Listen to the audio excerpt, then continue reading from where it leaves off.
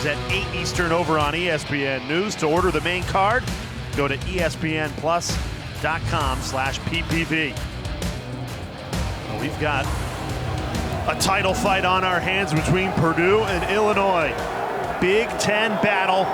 Loser of this game eliminated from the Big Ten West contention. Purdue trying to cling on to this touchdown lead. Let's check in with Kevin Connors in the studio. Yeah, and again, Jay, those who are tuning in to see the UCF Tulane matchup top 25 battle in a colossal showdown in the American, you can see it starting right now over on ESPN News. Major job with the pass breakup on that last possession. Lawrence Keys fields the Riker Casey kickoff and runs out of bounds at the 26. A flag at the end of the play.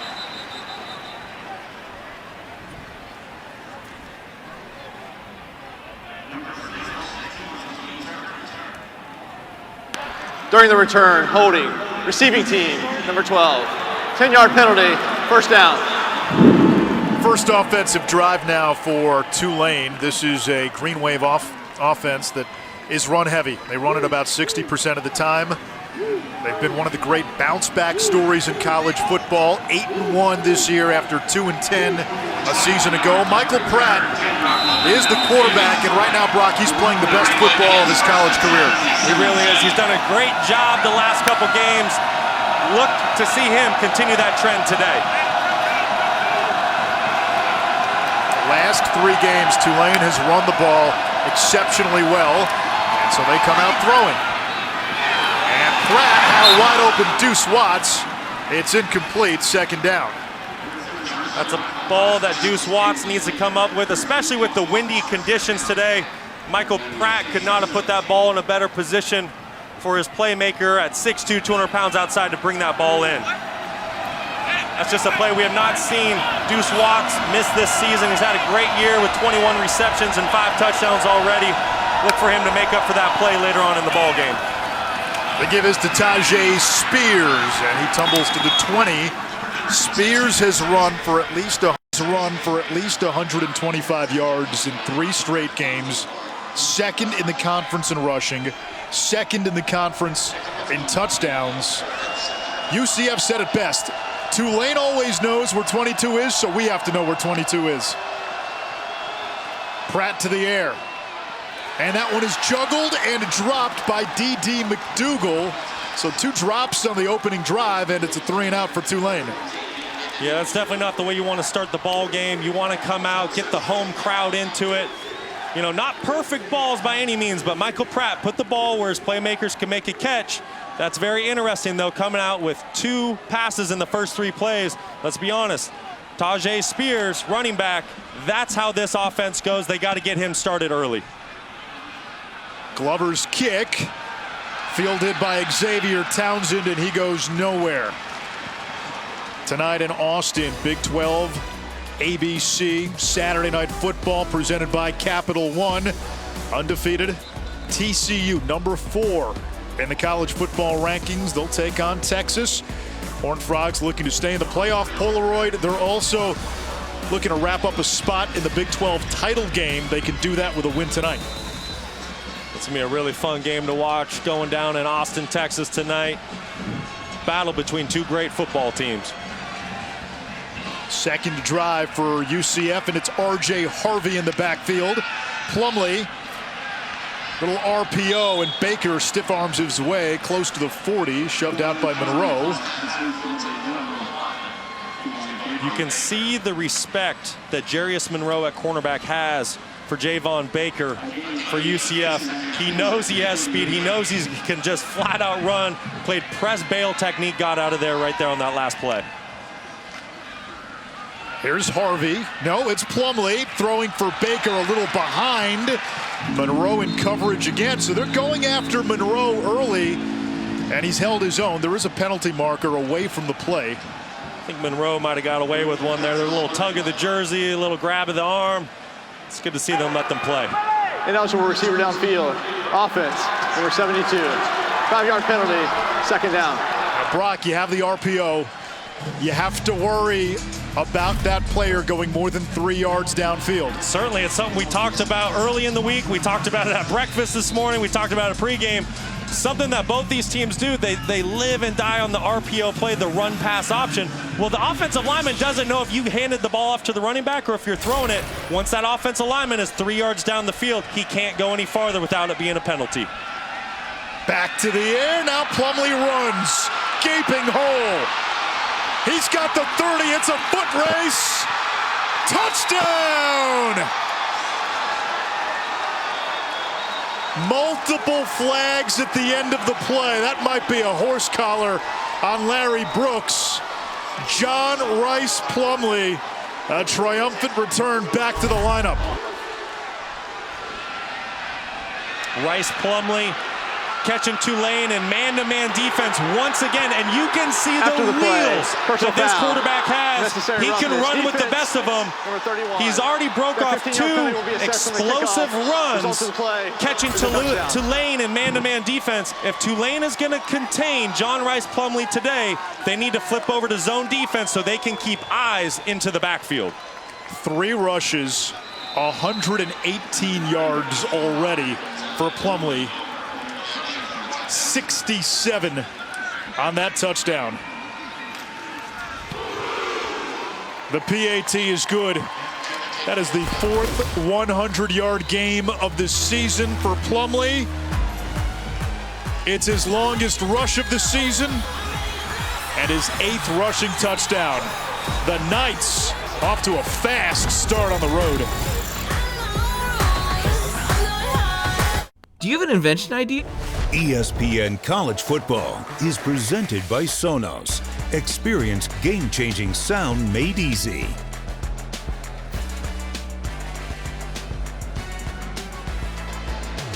It is 10-0 UCF. 10:49 to go in the first quarter. John Rice Plumlee, a 67-yard touchdown run. Rice Plumlee got hurt in the Cincinnati game at the end of October. It was a head injury. He did not play last week, although he was cleared to play last week. Comes back and instant impact.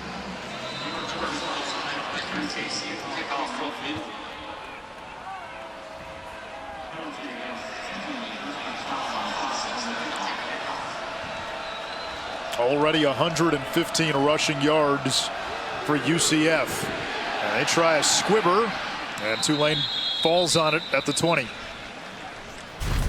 Going back to the last touchdown, UCF catching Tulane in man-to-man defense. Tulane safety, Lumi Young, playing from depth. He's in man-to-man coverage on the running back in the backfield. Dorian Williams, the lone linebacker in the box, is going to pressure from the edge. Once again, leaving no one to cover John Rice Plumlee at the quarterback position. A guy with wheels and speed like John Rice Plumlee, you need to have eyes on him. You might want to start thinking about playing some zone defense.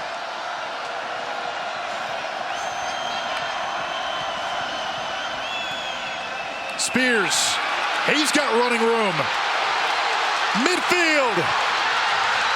Tajay Spears tripped up inside the 20-yard line. He'll take it all the way down to about the 10-yard line. Jarvis Ware saved a touchdown. Oh, we're throwing haymakers early in New Orleans. Fans, don't kid yourself. Michael Pratt at quarterback is having a tremendous season, but Tajay Spears at running back is the star of this team. Tulane goes as Tajay Spears goes. You see there getting behind the pulling guard and tackle, making a big play out in space. Spears gets a breather. Split backs now. Iverson Celestine and Shadi Clayton.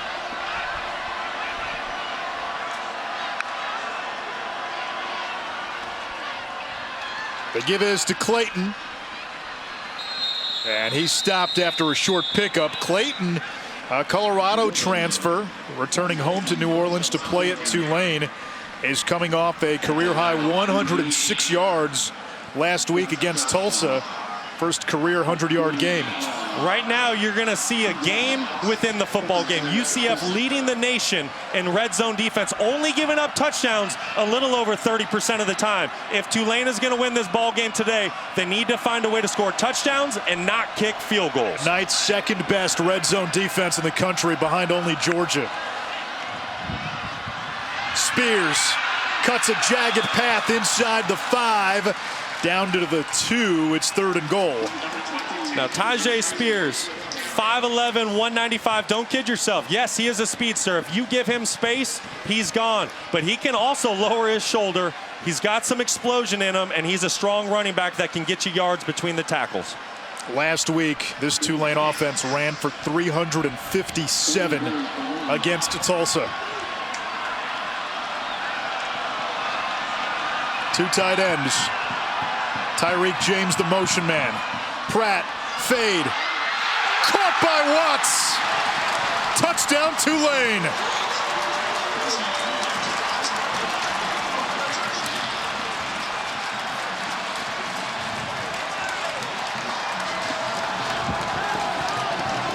Watts with the early drop on the first play of the game, coming back, making up for it, saying to his teammates, don't worry, I got you. Bring the ball back my way. Michael Pratt, great throw, great catch, tremendous accuracy, great location of that throw. And Watts did a tremendous job of bringing in that ball, turning away from the defensive back and protecting that catch. Valentino Ambrosio for the PAT. And Tulane has entered the chat for Deuce Watts, his 5th touchdown in 6 games. And it's 10-7 with 8:39 to go in the first. Michael Pratt just taking advantage of the one-on-one matchup at the top of the field. Devontae Brown versus Deuce Watts, great matchup, 2 big guys. And you see there, Devontae Brown, he has his head turned to the quarterback. What a perfect time to go with the back shoulder rather than throwing the fade back to the back pylon. Great decision by Michael Pratt, tremendous accuracy. UCF will use a lot of man coverage. They trust their cornerbacks, Brown and Brandon Adams. That time, Deuce Watts just won a one-on-one matchup. Something to watch, though, on the back end of that UCF defense. They're down both starting safeties. Quadric Bullard is out. Devad Wilson is out. Now, Kobe Perry and Jarvis Ware, who were elevated, both have experienced fifth-year guys. Yeah, it's certainly going to be a challenge for UCF to make up with two of their starters at the safety position out for this ball game. And let's not kid ourselves. Devad Wilson, Quadric Bullard, 2 tremendous football players that really are 2 of the leaders of this football team. The wind knocking the ball off the tee. That may happen a few times tonight.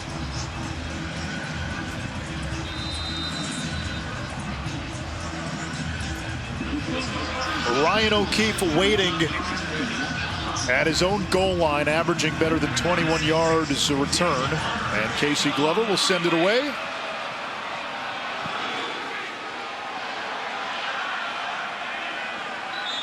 Knights ball at the 25.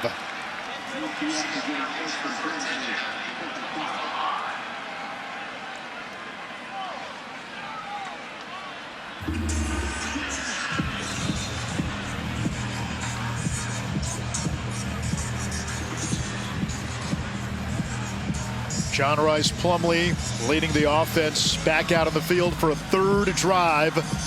Field goal on the opening drive, a touchdown on the last one. And they come out and empty with Johnny Richardson, the running back, in the slot. He's now the motion man. And there it is, Richardson, who's got great speed, flashes the speed and picks up 9 before Monroe brought him down. Javon Baker, wide receiver at the top of your screen. Not only is he making big plays in the passing game, delivering a big-time block there. Big-time collision with the safety, chasing down the tackle. Tulane head coach Willie Fritz telling us that UCF by far is the fastest team Tulane has seen this season. Plumlee too high, and Kobe Hudson was not ready for it, and he's lucky that wasn't intercepted as we check in with Taylor. The Tulane defense's message from their coaches was just settle in. We know Tulane has been really good on defense all year long, but they feel like they came out almost too energized. The message, stay consistent with this scheme, take a deep breath, we're fine. It's a charged up game. Ranked versus ranked. First place on the line in the American Conference. 3rd down and short. Plumlee keeps, gets the edge, and gets a 1st down. You see right there, perfect display of John Rice's speed. Darius Hodges is right there to make the play for a loss. Plumlee says, not so fast. I got some wheels, kid. I'm going to get around this edge. As a defense, he makes you account for the quarterback on every single play.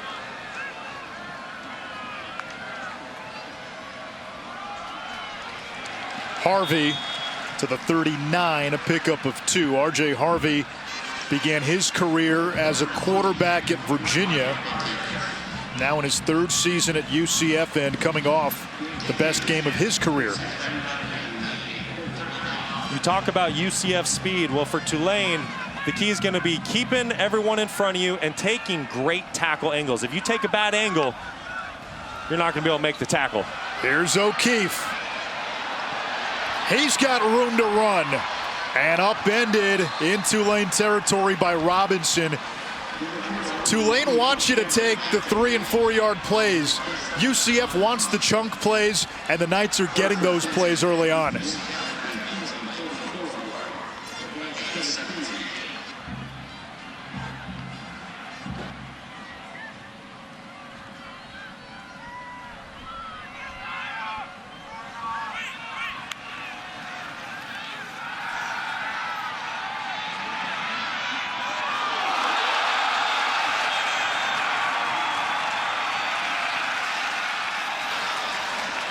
We welcome those of you who watched Purdue knock off Illinois to make the Big Ten West much more interesting. We welcome you to New Orleans. Tulane and UCF, 2 ranked teams. And Tulane playing host as a ranked team to another ranked team for the first time since 1949. Anish Shroff, Brock Osweiler, Taylor McGregor down on the field. A lot of action already. 10-7 Knights. They're driving. John Rice Plumlee back after missing last week's game. Gets out inside the 40 to the 39-yard line. Knights hit a field goal on their opening drive. Plumlee had a 67-yard touchdown run on the next drive. Tulane answered on a Michael Pratt touchdown pass to Deuce Watts. We've been throwing haymakers since this thing started. If you like explosive offensive plays and big hits, this is the game for you today. Great energy early in this ball game. Big 3rd down for UCF. They've excelled on 3rd downs this season. 49%. Plumlee's hit. Baker makes the catch, but did not stay in bounds. Did not get a foot in, so it's 4th down. And don't be surprised if the offense stays out on the field. Certainly, you're kind of in no man's land, right? You're out of field goal range, but punting might gain you only 10, 15, 20 yards, so what's the point? With an explosive offense like UCF has, top 15 in the nation, this is certainly 4-down territory. UCF trumpets the #1 offense in the American. Tulane heralds the #1 defense in the American. They will go for it. 8 of 11 on 4th downs this season. They'll give you the window dressing and the eye candy. Plumlee rolling right. Has room to run. And he takes a big hit. The ball comes out. Tulane picks it up.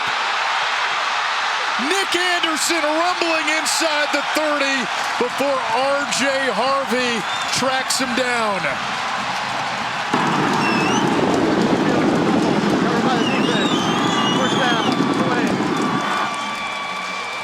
When you're in big-time football games, just like this one, a top 25 matchup, whoever wins this game is in first place in the American. The football game usually comes down to 2 things. 1, turnovers. Right there, we'll see that's probably going to go into replay. Tulane's had a great job this year. They're plus margin in the turnover game, where UCF is in the minus territory at -5. And then the second factor is what happens in the trenches. Games like this are won and lost between the offensive line and defensive line.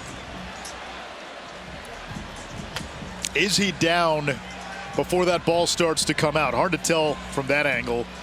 Yeah, the other thing with John Rice Plumlee that you worry about, where does he get hit? Remember, he was impacted in the Cincinnati game with a hit to the head and then did not play against Memphis last week.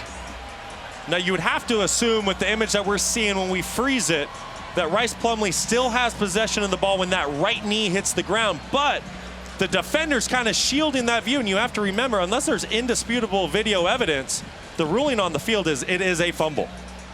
And that was the call on the field, so now you're looking for evidence to overturn the call, and so far there's nothing that we've seen that would do that. Yeah, I agree. Got to give credit, though, to Plumlee, playing fearless. He knows what's at stake today. Chance to be in first place in the division. Control your own destiny. You're going to see a lot of guys playing extremely hard today and laying it all out there on the line.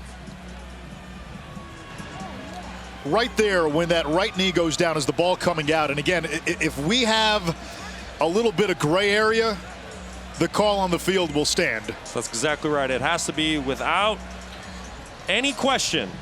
So here's the question. This. Right there, you can see that right knee goes down, but from that angle, it's impossible to tell if the ball's coming out. That's correct. And it has to be a clear-cut decision that that ball was secured as the knee was down without any reasonable doubt for UCF to retain possession. They're looking at this a long time. This is one of those ones, if you're a UCF fan, it's not a fumble. If you're a Tulane fan, it's absolutely a fumble.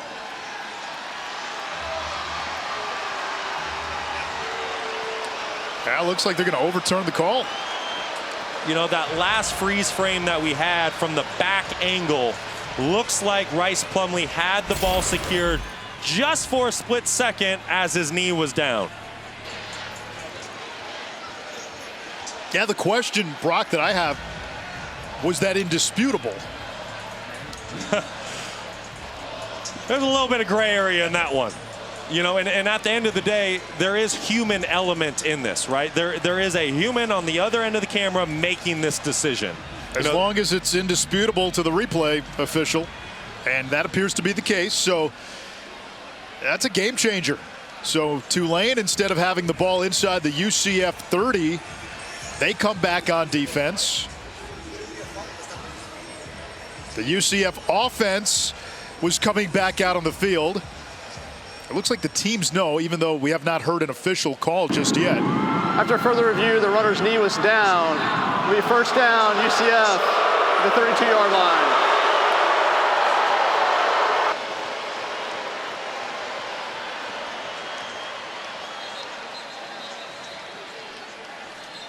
I don't disagree. I think there is one good freeze frame in there where you can see the ball is secure, knee is down, and a split second later, Rice Plumlee takes a big-time hit. Those are some of those hits coming off an injury. Yeah. He's going to want to try to avoid. But I get it. Hey, you got to lay it all out on the line. You're playing for first place, trying to get to a New Year's Six bowl game. So first down now from the 32. Isaiah Bowser gets the call, and toadstools inside the 30. Patrick Jenkins, Agent Zero, made the tackle for Tulane. Bowser's a big boy, 6'1", 220. 11 rushing touchdowns this season, tops in the American, a captain and a transfer from Northwestern. A lot of Power 5 transfers littered across this UCF roster.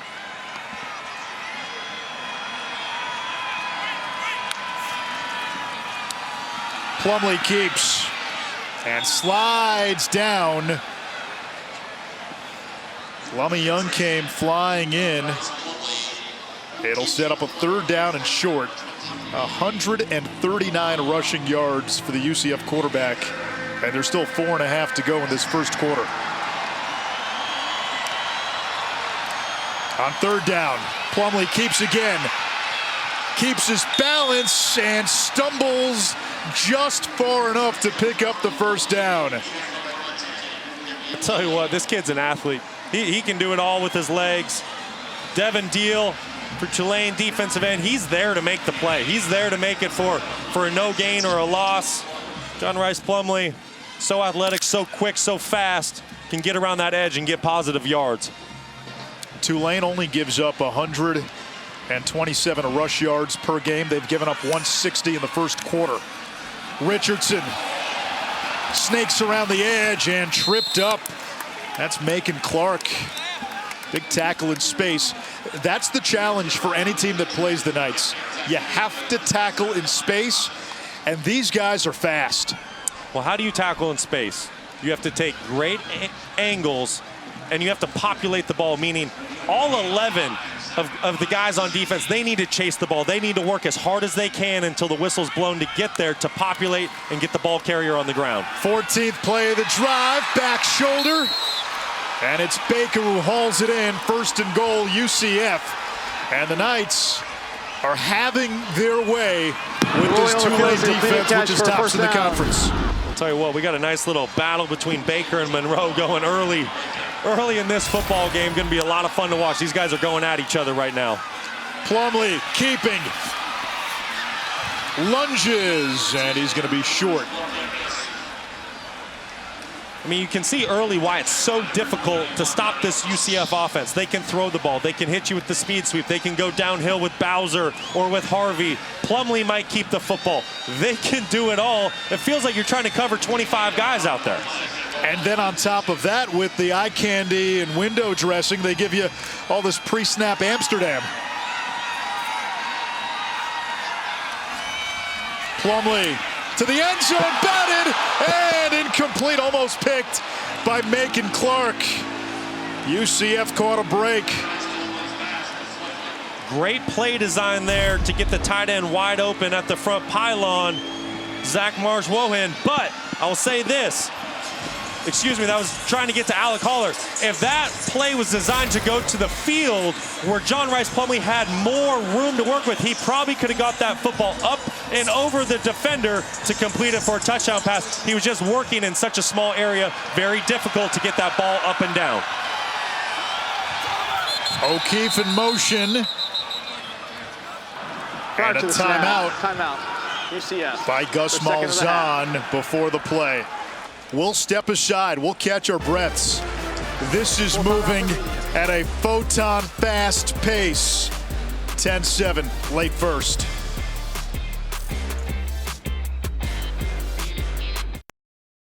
UCF, they have macheted this Tulane run defense in this opening quarter.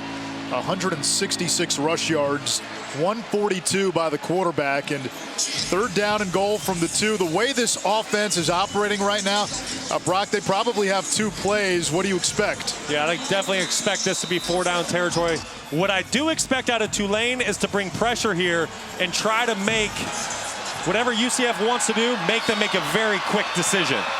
Plumlee out of the game. Bowser from the Wildcat waltzes into the end zone for a touchdown. The 12th rushing touchdown of the season for Isaiah Bowser. And UCF has scored on all 3 of its possessions. Big replay overturn on this drive. And they're a PAT away from making it 17-7. Anish, that's a puzzling one for me. Tulane playing man-to-man defense. It seemed like nobody had eyes on Isaiah Bowser there. Maybe who was ever in coverage on Bowser was expecting him to run down the middle. Nevertheless, Tulane has given up a couple big plays in the run game due to man-to-man coverage, not having eyes in the backfield. Look to see Tulane get out of their man coverage and play a little bit more zone as this game moves along.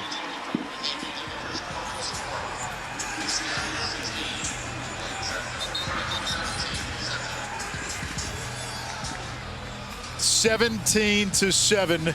UCF, and Schroff standing up. Brock Osweiler, of course, sitting down. Taylor McGregor is on the sideline. Catch your breath, right? I mean, this has been wild this first quarter. Yeah, it's been a track meet. I'm exhausted. It feels like there's a play getting snapped every 7-8 seconds. Need some oxygen up here, need to catch your breath. But I'll say this, if you like explosive offense, this is the game for you because both teams are making big-time plays early. And John Rice Plumlee back after missing last week's game against Memphis. He's been running wild in New Orleans. Yeah, he's been unstoppable. He's made some tremendous throws in the pass game with great accuracy, but where he's really hurt Tulane's great defense is with his legs. He's already rushed for 142 yards. The guy's a speedster. We all know he has wheels, but Tulane has not kept eyes on him. They've not been disciplined in their rush lanes. Plumlee's gotten loose a couple times early. Look for Tulane's defense to make some adjustments. Kick out of bounds. Tulane ball at the 35-yard line. Kick out of bounds. Tulane a season ago was just 2 and 10. Players told me they were embarrassed and ready to get back to work immediately when the season ended. But they felt like their schedule was, or they were much better than their record showed. And so at the end of the year, all of them put 2 and 10 as the background of their phone to remind them what happens when you do not do the little things well. So that was the focus of them this offseason. All the little things add up to the big things, and here they are with a chance to compete for an American title, guys. From 2 and 10 to 8 and 1 and 5-0 in conference play. Michael Pratt takes a big hit, arm impacted, and it lands incomplete with Cam Moore chasing after it. Ricky Barber got to the quarterback. Pratt, third offensive coordinator in 3 seasons at Tulane. But these last 4 games, he has played the best ball of his college career, running it, throwing it, taking care of the football. Pratt's a very confident quarterback, and I think one of the things that's led to so much success lately is he knows how to extend plays outside the pocket while keeping his eyes down the field. This is Clayton, the ball is out. UCF has it, and they take it inside the 10-yard line. K.D. McDaniel, the Kentucky transfer, flags are down. It appears to be on Tulane, and the Knights in business to strike again. Result of the play is a fumble recovered by the defense. Personal foul, face mask, offense, number 7. Penalty is half the distance to the goal. First down, UCF. And that is the classic thing that you see multiple times a week, whether it's college football, high school football, Pop Warner football. It's the zone read scheme, outside zone, trying to get the speed sweep going. And right there, Michael Pratt needs to make a decision. Am I giving it to Shady Clayton Johnson, or am I keeping it? He kind of got that ball into middle ground. Clayton Johnson didn't know, hey, are you giving it to me, are you not? I don't think Pratt was very decisive with his decision, and that's what you have to do in those type of schemes. And honestly, that face mask penalty may have saved a touchdown. That was Michael Pratt trying to tackle a defensive lineman. Smart play by Pratt. As a quarterback, you do whatever it takes to get the big guy down and not give up the touchdown. Wildcat again, a Malzahn specialty. Bowser. He's not going anywhere. That's Nick Anderson, the 2 linebackers for Tulane. Anderson and Dorian Williams, both in the top 10 in the conference in tackles. And they are the heartbeat and the soul of this Green Wave defense. Yeah, don't kid yourself. Nick Anderson, Dorian Williams, both of them will be playing on Sundays. 2 tremendous football players. You can see Nick Anderson just scraping over the top, shooting the gap, making a tremendous tackle in the backfield. And don't kid yourself, Isaiah Bowser, that's a big boy. Great tackle there by Nick Anderson. O'Keefe goes in motion. Plumlee fakes the toss, finds a seam, and he gets to the 2. 3rd down and goal coming up. Talk about a physical football game. You can tell both these teams want to win. John Rice Plumlee definitely not playing like he had a concussion 2 weeks ago. He wants this ball game. Up the middle. And down to the 1. 4th down. And it looks like they're going to go for it. Why not? Right now, UCF is pressing downhill. They've got all the momentum. You need a yard. If I'm Gus Malzahn, I'm getting Rice Plumlee out of the pocket to where he can either use his legs, tuck the football and run, or throw the football into the end zone. Bowser is the running back. O'Keefe motions. Plumlee rolling right. It's knocked down. Nick Anderson. 2 huge plays. A goal line stand by Tulane after the turnover. And a reprieve for the Green Wave. Nick Anderson, a name you are going to hear all day long. Great linebacker. We were just talking about him a couple plays ago, making a big-time tackle. He understood that his football IQ is off the charts. He knew if he attacked Plumlee, Plumlee would be able to get that ball up and over him. So Nick Anderson stops and knows he can jump up and knock it down. Heads-up football play by Nick Anderson. You talk about that football IQ. That plays in the classroom, too. 3rd in his graduating class in high school. One of the best student athletes on this campus.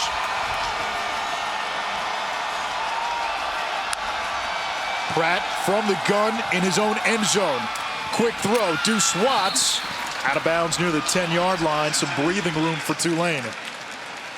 I love the play call because as a defensive back, you're not going to give up a 99-yard touchdown. You know that DB is going to bail out of there. So why not throw a quick hitch and get your team off the goal line? Great play call there by Tulane.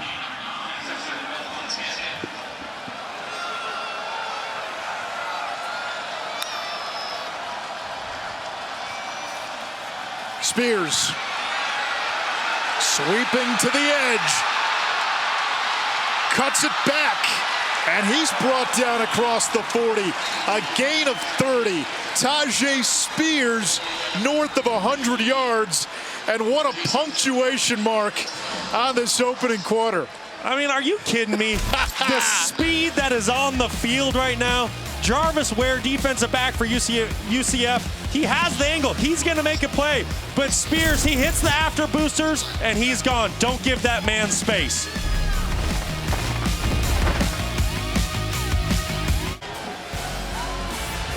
You're watching the American Conference on ESPN. One of the most anticipated home games in recent memory for Tulane. First time since 1949, Tulane hosting a ranked matchup on its home field. And we begin the second quarter. Michael Pratt throws. That's caught. Celestine absorbs the hit and picks up a couple of yards. Let's check in with Taylor McGregor. Celestine getting inspiration from his teammate Tajay Spears, who is coming off 2 ACL surgeries, one in high school and one in college. He's 2 years removed, but he told me he did not feel like himself again till just a couple weeks ago. And he said the coolest part is you just love college football more when it was taken away from you, and he's certainly showcasing his skills now. Now here's Spears again. And pinballs his way close to midfield. It sets up third down from the 48 of Tulane. Yeah, Taylor, he thought about quitting football at one point. Dad convinced him to keep going, started to find his stride at the end of last year, and he's become one of the best backs in the AAC this year. I think one of the best things about a player like Tajay Spears, nothing jumps off, right? He's 5'11", 195, but you can never judge a man's heart or determination, and he obviously has a ton of it. Where's the meme of the X-ray with the dogs? That's Clayton. Stopped for a loss back at the 45-yard line. Brandon Adams, the corner, making the play. Sophomore out of Atlanta, fourth down. And Glover and the punt team getting ready to come on for Tulane. What a tremendous play by cornerback Brandon Adams there. Just recognizing what Tulane was trying to do, trying to get a little swing pass, a quick play out there in space to their playmakers. From the corner position, he just shot it and blew the play up before it could ever get started. UCF has some size with Adams and Brown at corner, 6'3" and 6'2". Townsend with the fair catch at about the 15-yard line, a 39-yard kick. UCF has scored on 3 of its first 4 possessions. They've got a 10-point lead. John Rice Plumlee back out there when we come back.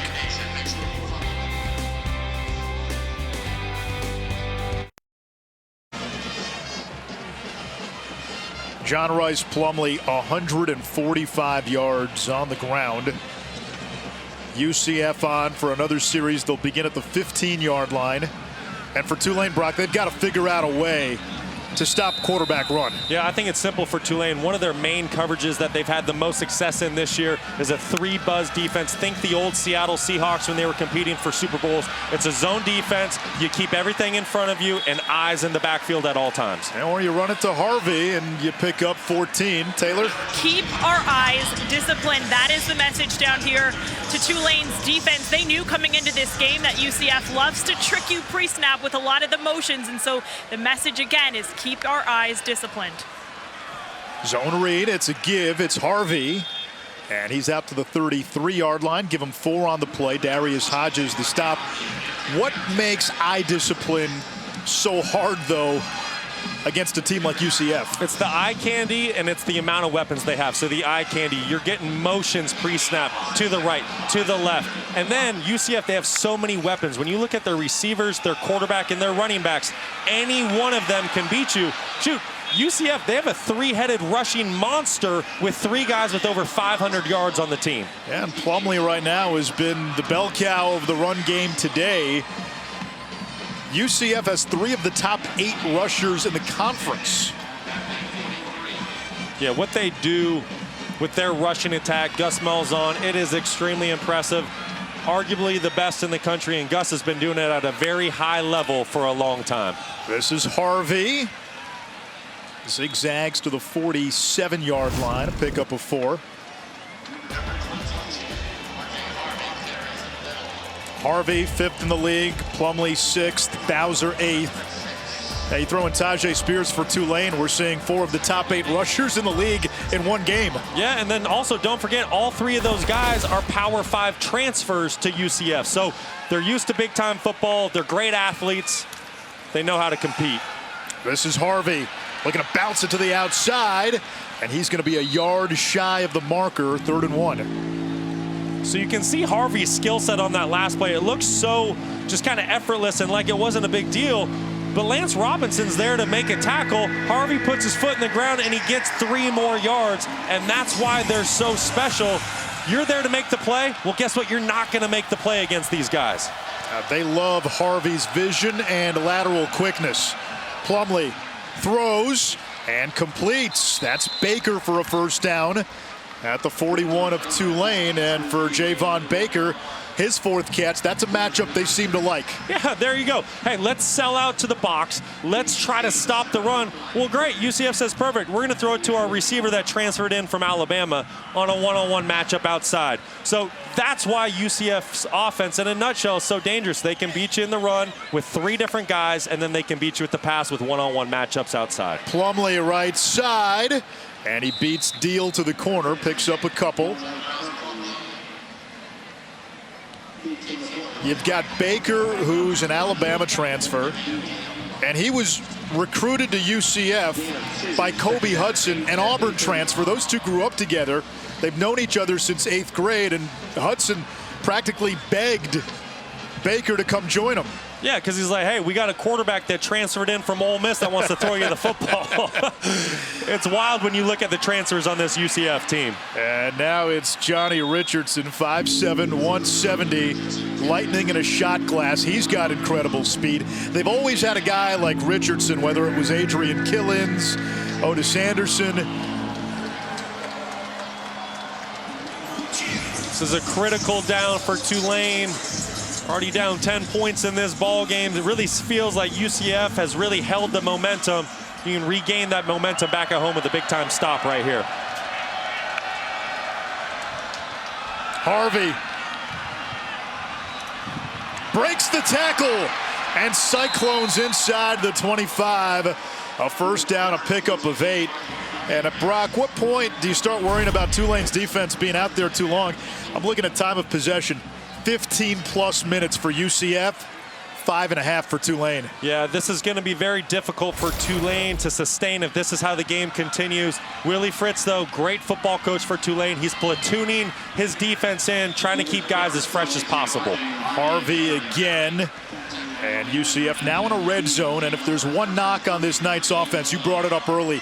At times, they've been a little deficient once they get inside the 20. That's it. In their last 15 trips into the red zone this season, they've only walked away with touchdowns 6 times. If you're going to beat a top 25 opponent on the road, you got to stop kicking field goals. You got to find a way to get touchdowns. 1 for 3 in terms of red zone touchdowns today. Richardson torpedoes for a first down. He's to the 17. And this run game right now has totaled 230 yards in the first half. Tulane, coming into today, had given up a season high of 200. Well, you want to talk about keeping guys fresh. Hey, do you want to hand the ball off to Bowser, Richardson, Harvey, Richards? You got 4 running backs you've already handed the ball to, so these guys are coming in fresh as can be every time they're touching the football. This is Harvey, and he makes his way inside the 10.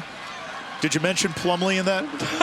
And I didn't. So there's the 5th. So that's really it. I mean, Tulane, if you're down there on the field, you almost got to feel like your head's just spinning. Hey, which guy do we need to be looking at? Who do we need to be, paying extra attention to? And that's the thing. You can't just hone in on one guy with this UCF offense. They have weapons at every single one of the skill positions. Sun's starting to peek out, and UCF driving straight into the sun. Plumlee throws. Baker on the slant. Touchdown Knights. What was the old line? Wow. Our arrows will block out the sun, then we'll fight in the shade. UCF will fight in the sun, fight in the shade. It doesn't matter. It is 23-7, and this offense has been a juggernaut so far. 311 yards of total offense, and there's still 7 minutes plus to go in the first half. I tell you what, a quarterback's best friend is a great run game. Why? Because you get one-on-one matchups to the outside, and that's exactly here what Rice Plumlee takes advantage of. Javon Baker winning the one-on-one matchup off the play action. And I can't stress how big of a drive that was by UCF. Tulane, a top 15 defense in the nation. UCF driving down the field, making it look easy. Plumlee finding Baker for the touchdown.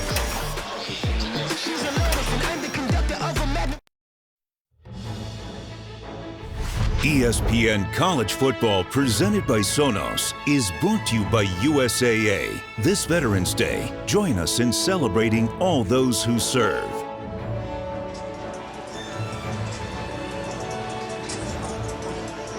We salute all of our veterans serving home and abroad. We thank you. Veterans Weekend, Veterans Day was yesterday, and can't thank our men and women who serve this great country enough.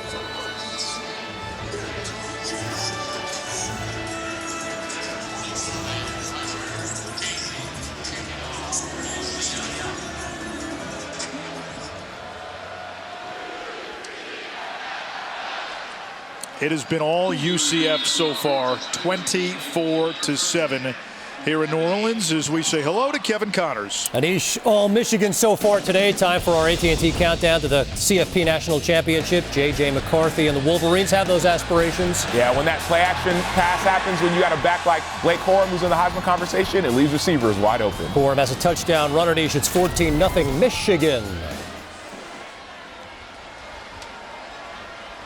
All right, thank you, Kevin. If Michigan beats Illinois next week, we could be looking at Iowa in the driver's seat in the Big Ten West. Deuce Watts, tunnel screen, and turbos to the 34. Flag at the end of the play.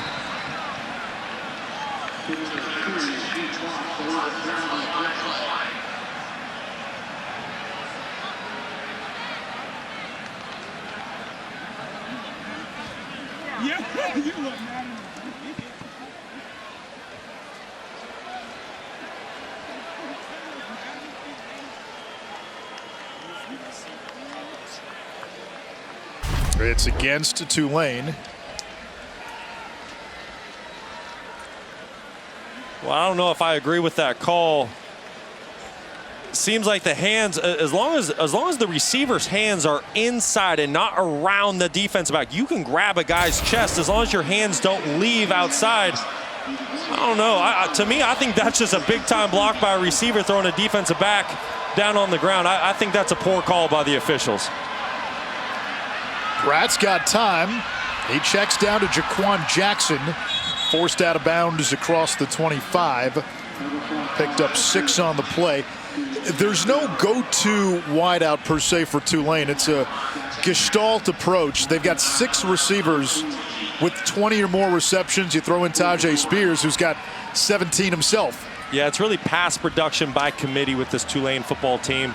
I would love to see them try to get their tight end, Tyreek James, involved. He's kind of a mismatch. He's that hybrid. Is he a receiver? Is he a tight end? He gets favorable matchups with linebackers and safeties. Pratt maneuvering the pocket, has to throw it away. 3rd down. Pressure coming from Ricky Barber. Taylor? When I asked Michael Pratt about the success as of late for this Tulane offense, he said it's all about balance. We have run-pass balance, and we have balance amongst our receivers. And Brock, when you're in his position and you have that balance, what does it create for the defense when it comes to challenges? Having balance on your offense is the greatest thing, because what it really does is it slows down a defensive pass rush. They don't know if they need to play the run, they need to play the pass, play action, etc. So it makes your job as a quarterback a little more comforting. Another tunnel screen. Jackson has some room near side. 1st down. He's got midfield and forced out of bounds in UCF territory by Corey Thornton. I was about to say, Brock, when you're down, sometimes you can get away from balance, but those screen passes are an extension of the run game. Oh, certainly. And you know what they really are? They're breather plays for your quarterback. You don't need to read downfield. You don't need to work through progressions. You're just getting the ball, putting an accurate throw out there, and letting your playmaker in space do the tough stuff. Pratt goes back to Watts, his 4th catch. Picks up 4. Adams the stop, 2nd down and 6. I think the biggest thing for Tulane right now, don't panic. Don't press. There's still 5 minutes to go in the second quarter. I know you're down a couple scores, but there is a ton of football to play. And just take a deep breath. Your full call sheet is still available to you. Stick to the run. Stick to the run. Mix in play action and screens. And remember, you get the ball to start the third quarter. No panic.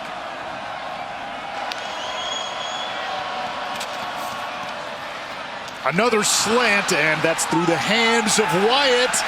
And we get a flag.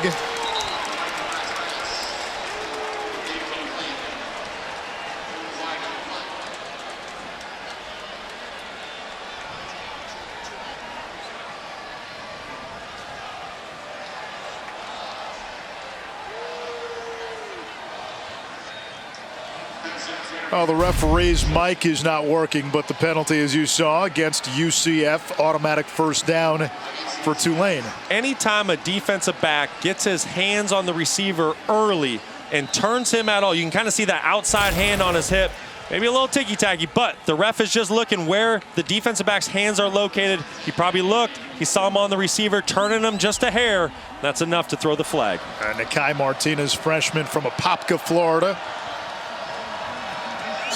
Pistol look with Clayton behind Pratt. Handoff Clayton. And ankle tackled after a pickup of 3 by Kobe Perry. Perry's a 5th-year player out of Austin P, where he was a former FCS All-American. And he and Jarvis Ware starting at safety today with the injuries to Quadric Bullard and Devad Wilson.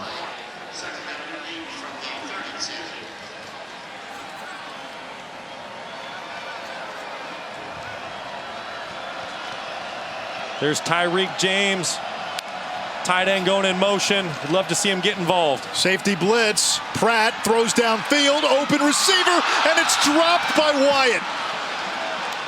Shea Wyatt was wide open. Could the throw been a little better? Sure. That's a catch he's got to make. Certainly he's got to make. Yes. Could the ball have been better? Yes. Could it have been a tighter spiral? Sure.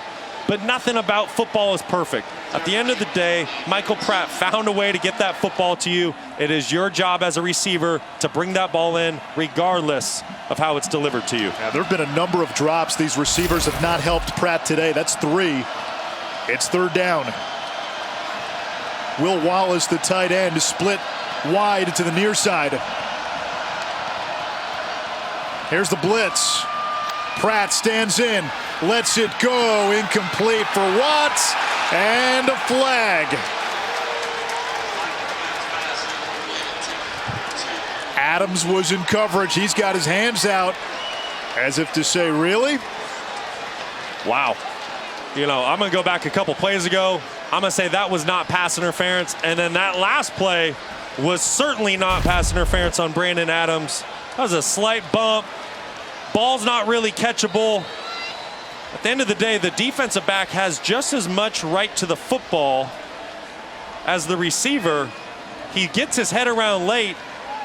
To me, that's a clean no call. Instead, it's a first down for Tulane. In fact, that's textbook defensive back play, just squeezing the receiver to the sideline. Clayton is swarmed in the backfield for a loss. Ricky Barber blew it up.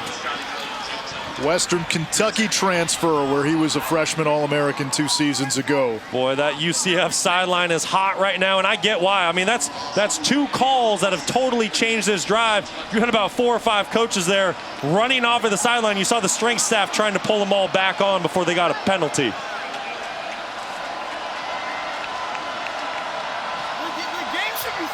Spears motions out. Pratt is hit. The ball is out. And Wallace able to dive on it and cover it up for Tulane. Jason Johnson the second leading tackler in the American Conference, forced the fumble. Anish, you know what that call was? That was defensive coordinator Travis Williams. He was hot. He was upset about those penalties. So he said, you know what? I'm going to bring the house. I'm going to blitz. He mugged linebackers up in there, confused the offensive line, which generated a free pass rusher to hit Michael Pratt.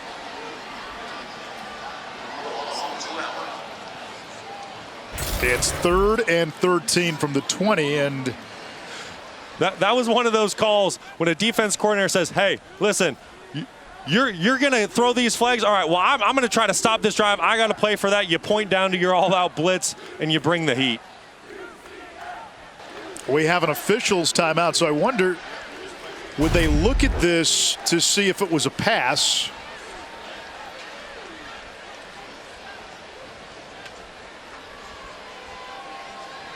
Yeah, that's a fumble.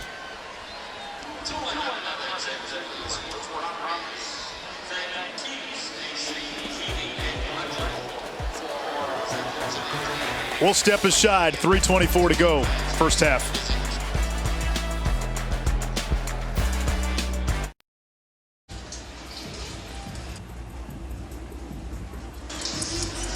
Well, the officials are done with the review, so we'll get the official word. Incomplete or a fumble. Look to be a fumble.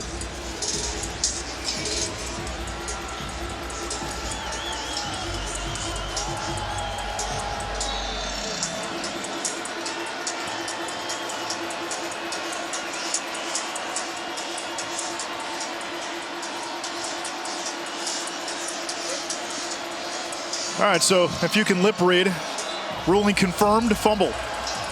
Still Tulane ball.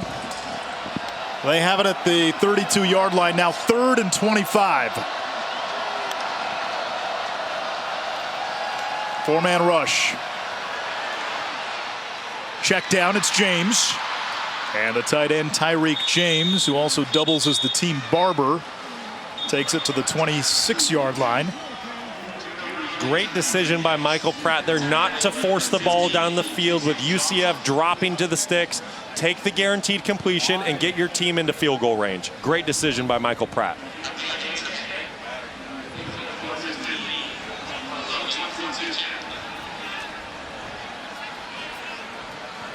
So Valentino Ambrosio, who took over as the starting place kicker 5 games ago, will try a 39-yard field goal. He's 5 for 6. A Rutgers transfer who began his career as a soccer player at Fairleigh Dickinson University. His kick is up, and he missed it. There's a flag down.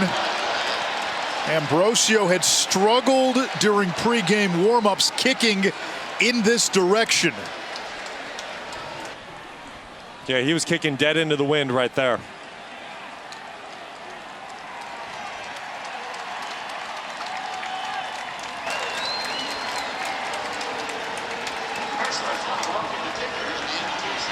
How about that?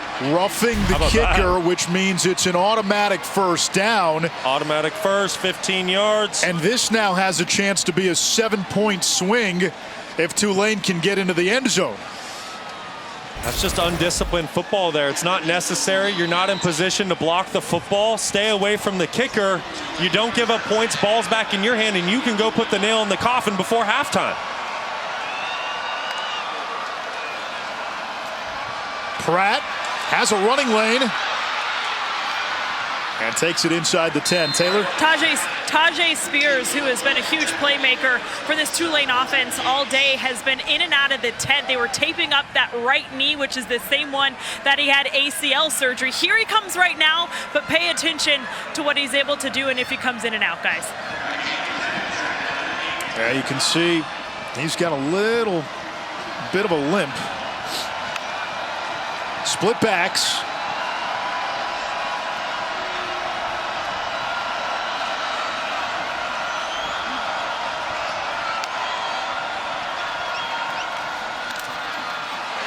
Up the middle, Clayton. Now they signal touchdown.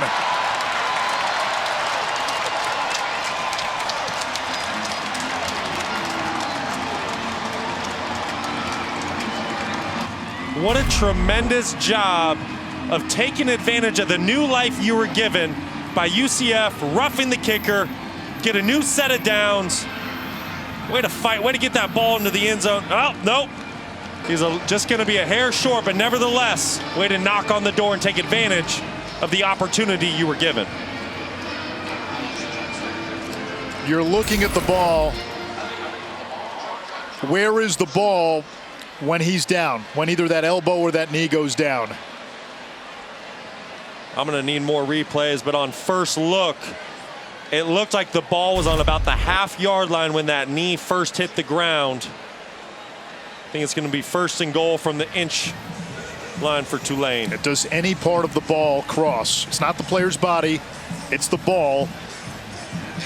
Knees down, ball has not crossed, so yeah, they'll have about a half yard to go. Just think about the big picture here, right? UCF, they were up 24-7. You're about to get the ball back. Plenty of time to go possibly get more points on the board before halftime. Instead, you have an undisciplined play. You run into the kicker when you don't need to. So Tulane takes advantage of that opportunity, and now they're knocking on the door to get a touchdown. And then they receive the opening kickoff in the third quarter. Essentially, let's say that scenario plays out. If there was no roughing the kicker penalty and UCF takes it and scores, that might be ball game right there. Instead, if Tulane scores, gets a stop, does something on their first drive now, boy, you're right back in the game. Even though there's a lot of Knights fans here at Yulman Stadium, it energizes the home crowd, and all of a sudden, you feel after a disastrous opening 30 minutes, if you're Tulane, you're now back to almost even. Certainly, and that's why earlier in the drive we said for Tulane, stay patient. There's a lot of ball game to be played. And on UCF, yes, we know you're extremely talented. You have a top 10 rushing attack in the country, a top 15 offense in the country. But it's the undisciplined things that will ultimately hurt you if you're trying to be a great team at the end of the season.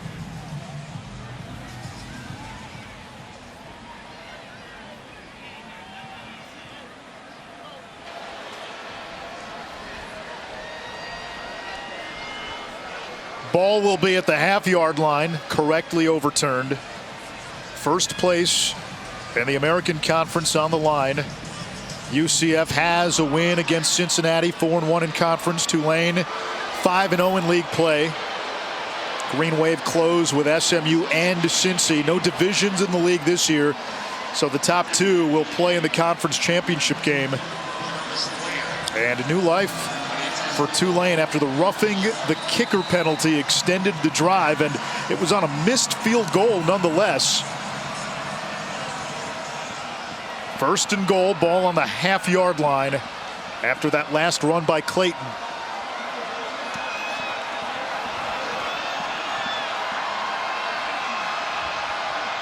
Pratt, quarterback sneak, gets the push from behind, and he appears to have a touchdown. Touchdown Tulane, 1:15 to go, first half, now 24-13. UCF has a timeout. I love that play call. You know, we talked about earlier in the broadcast, this game's going to come down to the trenches. Who wants first place in the American? It's offensive line versus defensive line. Tulane didn't even try to hide the quarterback sneak. They lined up the running backs at shallow depth. Everyone in the house knew it was going to be a QB sneak. Attitude play. Tulane 1, UCF defensive line 0. 10-point game now here in New Orleans. Will step aside. The pendulum swung back to the Green Wave a little on that last drive. 24-14, Knights still on top.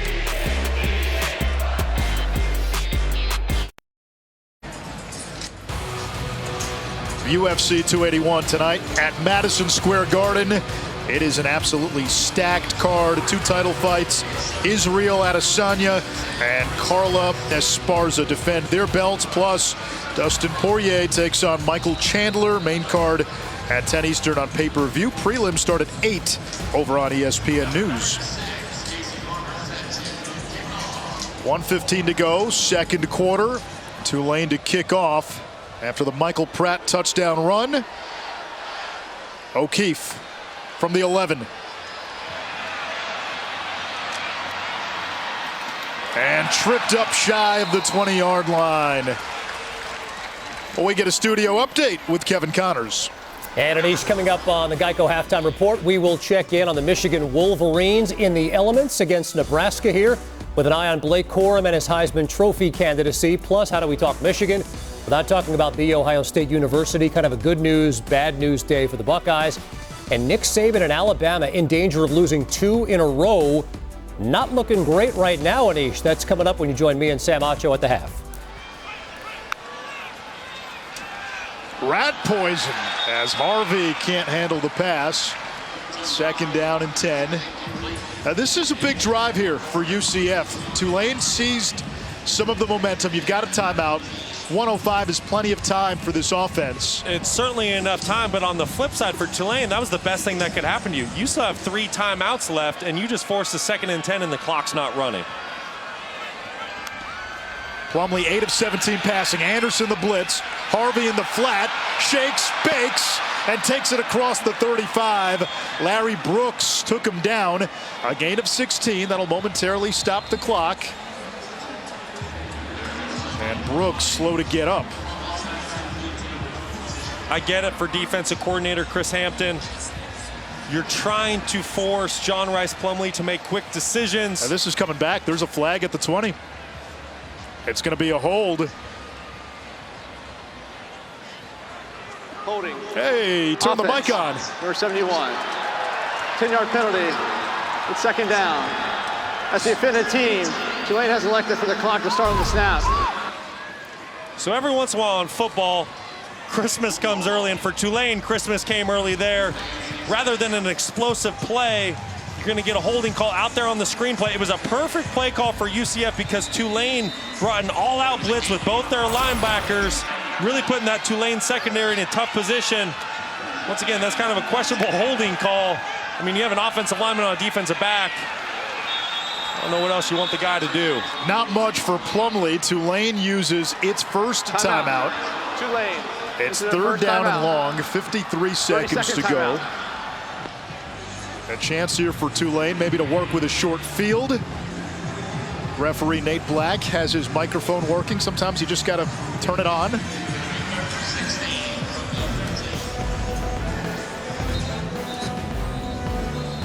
Sunday NFL Countdown comes your way at 10 a.m. Eastern on ESPN. Michelle Beisner-Buck goes all access with that Cowboys exclusive number 88. Plus, Stephon Diggs facing his former team. Bills and Vikings play this week. And remember, Monday Night Football, Eagles and the Commanders. Phillies 8-0. They sacked Washington 9 times in the first game. That was former Eagle Carson Wentz starting that game. Taylor Heineke will get the start on Monday night.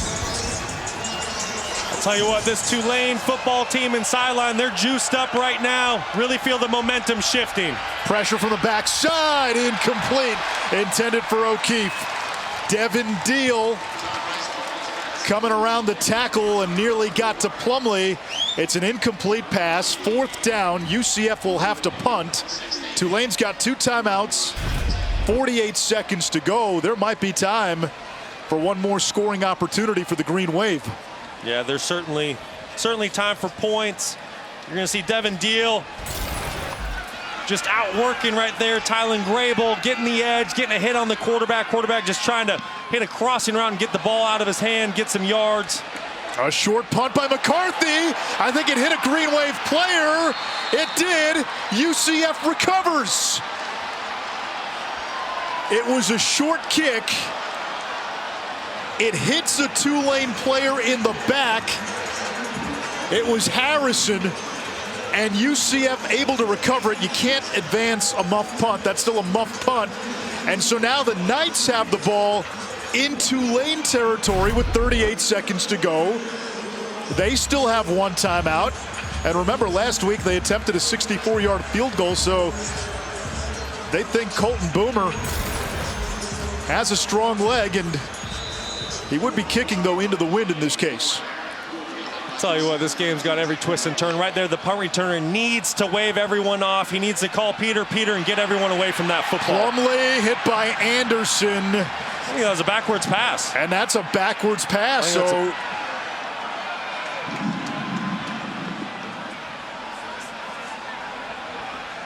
there was anybody there.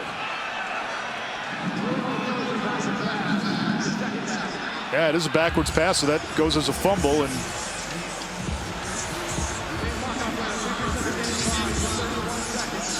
I guess they say there was a man in the area. Thank you. Yeah, now it's a backward pass, so it is a fumble, so can't be grounding. Second down, 31 seconds to go. Now back in UCF territory. Plumlee against a four-man twist. Running right side, throws it away. It'll bring up third down. Plumlee only 9 of 20 passing, but he has been lethal with his feet. 14 rushes for 152 yards and a score. Tulane playing a very soft 3-deep zone. Not allowing anything over their heads, playing smart defense right here at the end of the half. A little bit of everything in this opening half. Plumlee stands in the pocket. Now throws near side. O'Keefe just takes it out of bounds. A gain of 9. It sets up fourth down. 18 seconds to go. The ball on the Tulane 45. Again, the Green Wave will get the ball to begin the third quarter, and let's see what Gus Malzahn decides to do. I think in this situation with 18 seconds left, me personally, I'm punting the football. I'm not even going to give Tulane a chance to get a stop here, possibly throw a Hail Mary or even get into field goal range. I think this is one where you just want to punt it deep, pin Tulane back, and go on to halftime.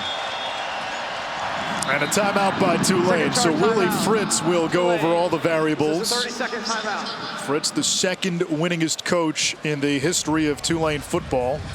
Only Clark Shaughnessy has more wins. Now, what's interesting about this matchup today, it's not just two ranked teams and the resurgence or the resurgence of Tulane from a 2-10 season last year, but for Tulane to take that next stop in this conference, UCF has been the bellwether in the American. They've got the 4 league titles since this conference was formed. They've been to New Year's 6 bowl games. Tulane is trying to get to where UCF is, and for UCF, hey, they're looking for one more before they head to the Big 12. To be the best, you need to beat the best. Tulane, like you just said, they have UCF today to finish off their season. They have SMU and Cincinnati. They are seeing the top schools in the American the last 3 weeks of the season. Fourth down. They'll go for it. Plumlee throws on the run.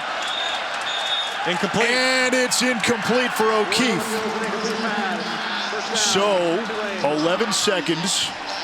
Tulane's got one timeout left. They've got it at the 45-yard line. You've got a chance to give Ambrosio a shot here if you can get some yards on this play. Yeah, certainly. We used to call this a town situation. You really have the entire field at your disposal because you do have the timeout. So town, meaning timeout to win. Well, obviously we're not in the fourth quarter, we're in the second quarter, but Tulane, they can throw to the middle of the field quickly if they want to, fall down, bang that timeout, and you have a chance for a field goal or another shot at the end zone. The entire field is open for Tulane right now. 4 wide receivers.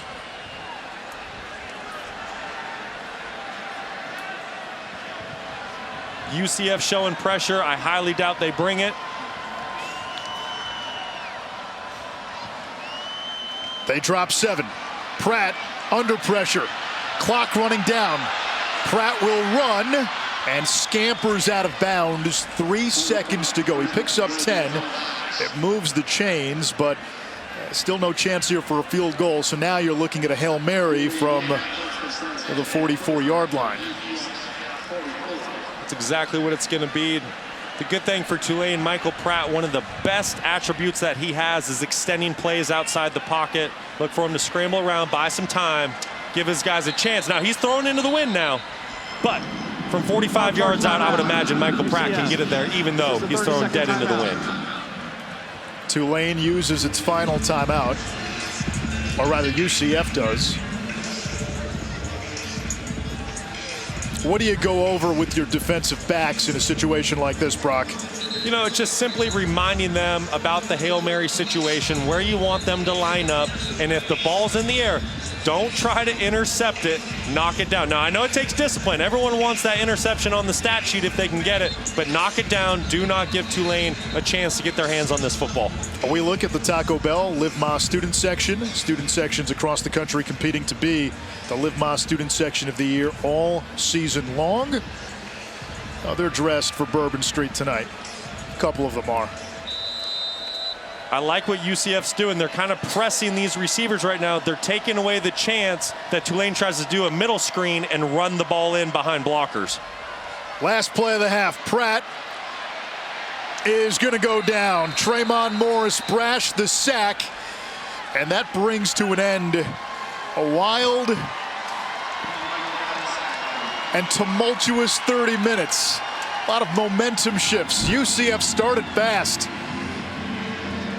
The Knights with 318 yards in the first half, 225 in the first quarter.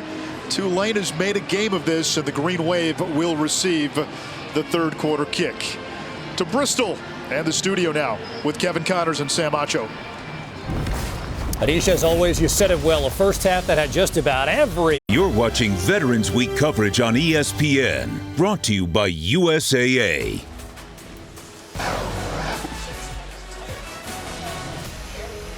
Welcome to ESPN College Football, presented by Sonos, a part of Veterans Week on ESPN, brought to you by USAA. Halftime score at Yulman Stadium. UCF leading Tulane 24-14. First place in the American Conference on the line. Tulane hosting a ranked matchup at home for the first time in 73 years. Anish Shroff, Brock Osweiler. We'll get a report from Taylor McGregor in just a moment. UCF, the visitor. Boy, did they start fast. Up 24-7. The quarterback run game was everything. Yeah, it really was. And we kind of knew it was going to be. When you talked to the Tulane coaching staff and Willie Fritz this week, he said, listen, UCF is the fastest team that we faced all year. Well, we saw it in the first half.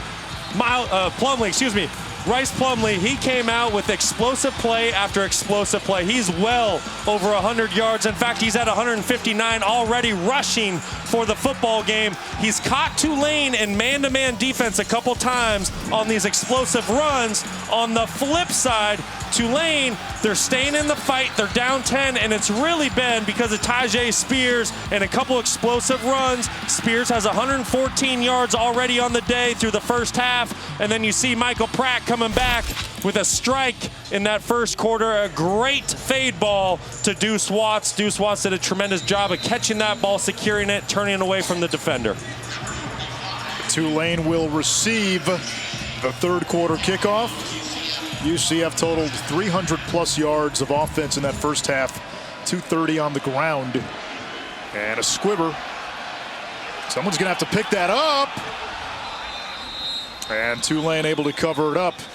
Taylor McGregor caught up with Willie Fritz moments ago.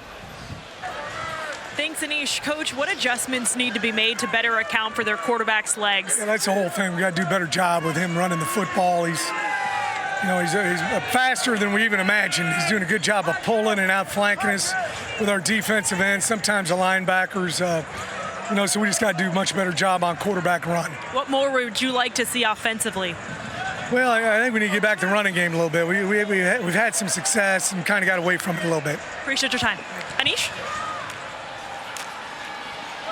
They begin the third quarter on the ground to Tyjae Spears. He picks up 6. He's got 120 yards, but only 6 carries so far. Taylor? This is a championship-like game. We have to clean up the penalties. That is what Gus Malzahn told me at half. They've had 7 penalties for 59 yards. He loves what his quarterback is doing with his legs, but he would like to see them connect on a pass. He said we need to be more balanced in the second half offensively. Meanwhile, Tulane seems to want to get the ball to 22, and why not? Spears on the ground, Spears through the air, and a first down at midfield. For Tulane, if you're going to stay in this fight offensively, you have to feed Spears, and you also have to get tight end Tyreek James involved. He's had great production this season. He's a mismatch for linebackers and safeties. Pratt over the middle, low throw, incomplete for D.D. McDougal. 2nd down and 10. Pratt missed that one. His receivers today, though, they've dropped 3.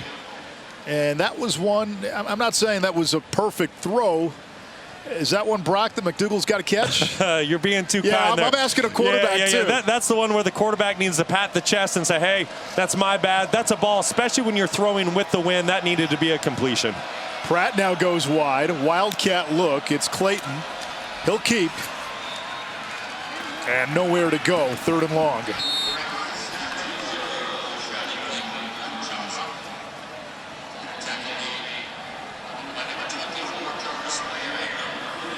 You know, this is a situation for Tulane. If you can pick up about half the yards and get it into 4th and manageable, 4th and 4, 4th and 5, 4th and 6, this is definitely going to be one that you consider going for, considering you have the wind at your back right now.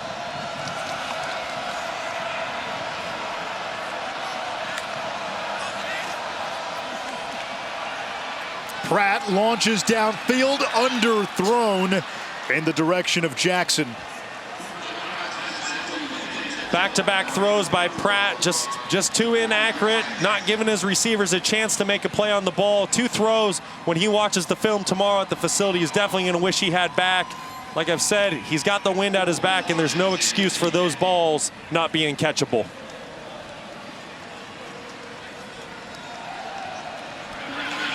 Townsend, the true freshman from Tampa, waits at the 10. Glover stands at the 35. Just got it off.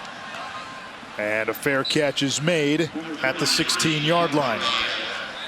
This season, All-State will celebrate every field goal and extra point made by participating universities by making a donation to the school's general scholarship fund. Thank you, All-State. John Rice Plumlee did not play last week against Memphis after a head injury suffered against Cincinnati. Today, 13 carries, 159 yards. Not as effective through the air, but it's been the run game for UCF. They can beat you with so many different weapons in the run game. It was Plumlee in the first half. He comes out with Isaiah Bowser behind him in the pistol. And Plumlee will throw. The slant knocked down. Great play by Monroe, and maybe a little too handsy. Reached over, knocked it down with one hand. Might have had the other hand around the receiver's back. Yeah, there was a lot of contact, but that was kind of right around. Pass interference. Defense, number 11. Right around that 5-yard distance. And an automatic. First down. You know, they usually kind of let some defensive backs, receivers play, especially in the RPO type system. A little bit of hands, but honestly, I think that's a no call. I really just think Javon Baker's going down to try to make a catch. It looks worse to Jarius Monroe than it really was. We've had some very interesting calls on pass interference and holding by this officials crew today. Yeah, you're being kind. Bowser now, the sledgehammer to the 29, a gain of 4.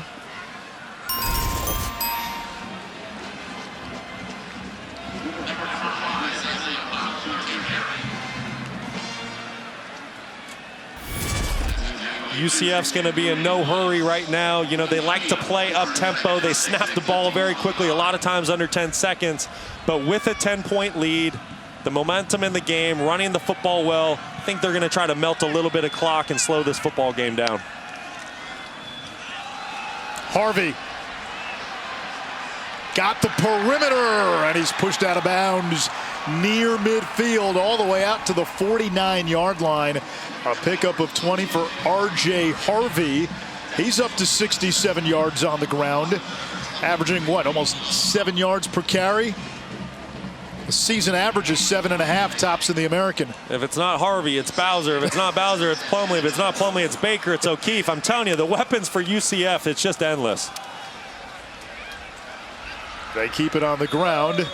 And a yard to midfield. Taylor? R.J. Harvey has a pretty amazing story coming back from an ACL injury. He feels like he's finally healthy, but he still had to deal with a little bit of mind games. He said, I still find myself being timid just because you remember the injury. It's something he's battled, but certainly the numbers do not reflect it. And coaches said they certainly haven't seen it. Yeah, a young man who also made a position change. Began his career as a quarterback at Virginia before moving to running back. We'll throw it back to O'Keefe. And he's tripped up in the backfield. Darius Hodges, the D lineman, with a big play. It's 3rd and long. Great tackle there by Hodges to force the 3rd and long. Not a play you see often, especially from midfield. Usually when you see the throwback, it usually happens more in the red zone. But with Gus Malzahn, anything's possible. Tremendous job, though, by Darius Hodges, staying true to his defense, doing his job, and being there to make the tackle. You have to tackle in space against the Knights. 4 wide on 3rd and 11. Plumlee finds Kobe Hudson for a 1st down. That's the Auburn transfer. He spent the first part of the season in Gus Malzahn's doghouse, had to grow up, and he has. The last 5 games, he's averaging more than 80 yards per. If you're wondering what kind of arm Rice Plumlee has, we now know. He just threw a ball 20 yards across the field into the wind, feet not set. It's a big-time throw. Looking for Baker, tied up with Monroe, and that was blatant. They are coming after Jarius Monroe, starting in place of Jaden Kennedy. Pass interference. Defense, number 11. The ball will be and that had to be in the scouting report. An automatic 1st down. Listen, the officials, when you're talking about defensive pass interference, you're looking for 2 things. You're looking for early contact, and do you restrict the receiver from making a play on the ball there? That is clear as day. You are restricting the receiver from making a play. That's a good call there. You just saw Chris Hampton a moment ago. He praised Monroe's play the last 2 weeks with Kennedy out. Monroe, a nickel state transfer. O'Keefe, they like to get him the ball in a number of different ways, as many times as they can. And here he moves the chains, and UCF now knocking at the door. They've got it at the 12.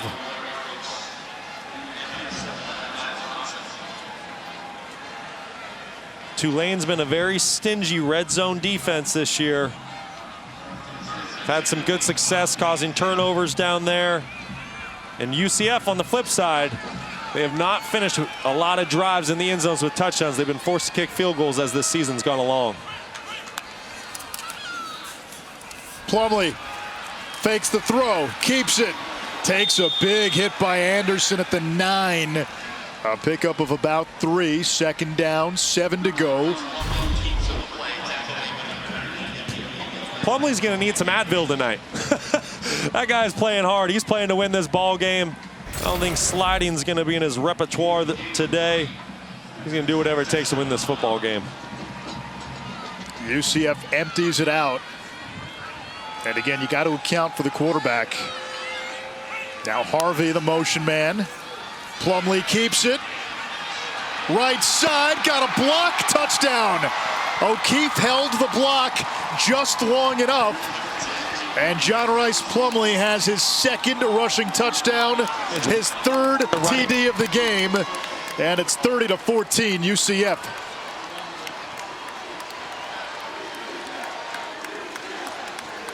And that's why UCF is so dangerous.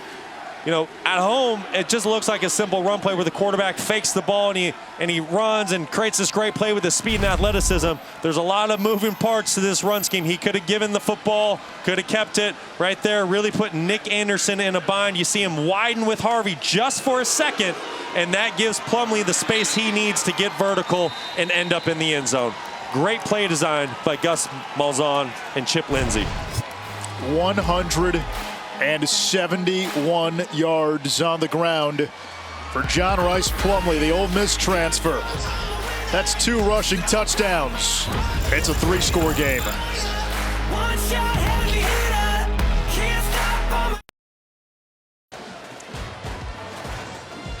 The sun has begun its departure. 8:58 to go in the 3rd here in New Orleans, Louisiana, Yulman Stadium, with first place in the American Conference on the line. Number 22 UCF on top of Tulane, 31-14. And another squib kick into the wind, fielded by Lawrence Keys. He's got some room and brings it out across the 40. Brock, take us back to that last touchdown. Yeah, going back to it. This is why UCF has such a successful rushing attack. You're going to put Nick Anderson, the star linebacker for Tulane, in a bind where he cannot be right. If he widens with Harvey, who's coming in motion like he does here, Plumlee's going to keep it. If he squeezes down with the offensive tackle and takes the quarterback, then Plumlee's going to give it to Harvey. Once again, Nick Anderson, you cannot be right. Whether you choose to squeeze or widen, you're going to be wrong, and that's why UCF is so great at running the football. This is Iverson Celestine, only a yard. When your offensive philosophy is heads I win, tails you lose, that's pretty good. By my calculations, you're going to win 100% of the time. It's like the old Rosencrantz and Guildenstern coin flip gag.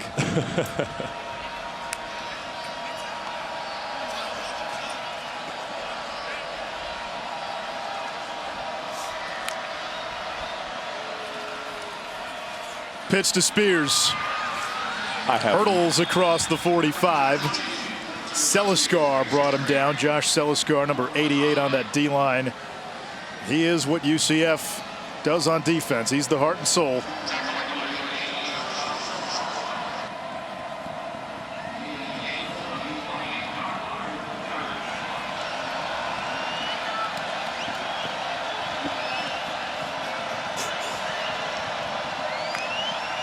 Spears goes wide on third down. He catches the screen, turns the corner, and he's got enough to move the chains.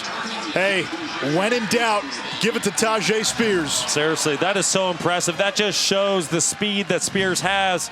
It's man-to-man coverage by UCF. There is a guy for Spears. It doesn't matter. Throw him the football. He's going to outrun him. You see there Jarvis Ware trailing, trying to make a play. Then you get Morris Brash peeling off the end at defensive end position.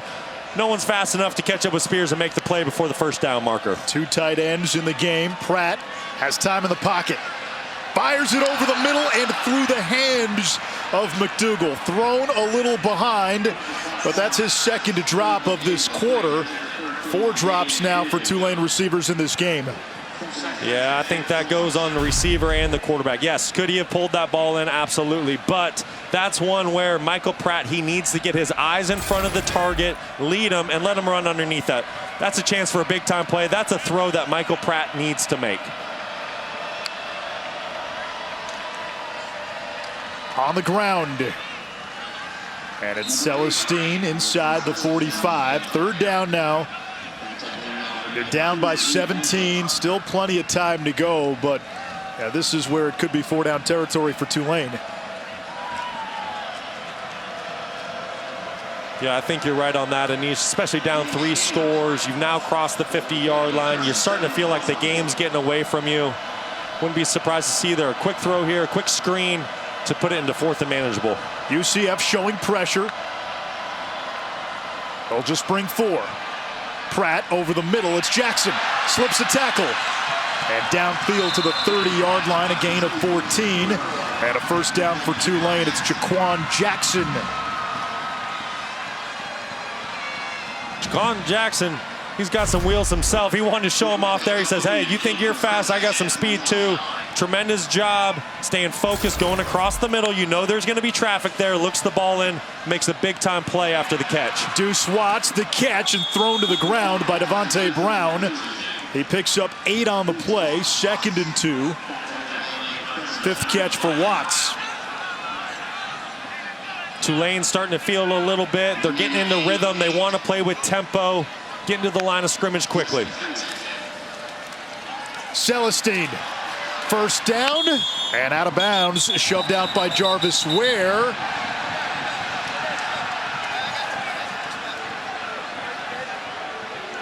Smart play by Ware there to let go. You pull Celestine down there, that's definitely going to be a flag in 15 yards.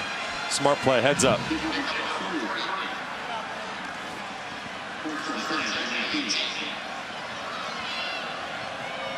Tulane driving into this New Orleans sunset.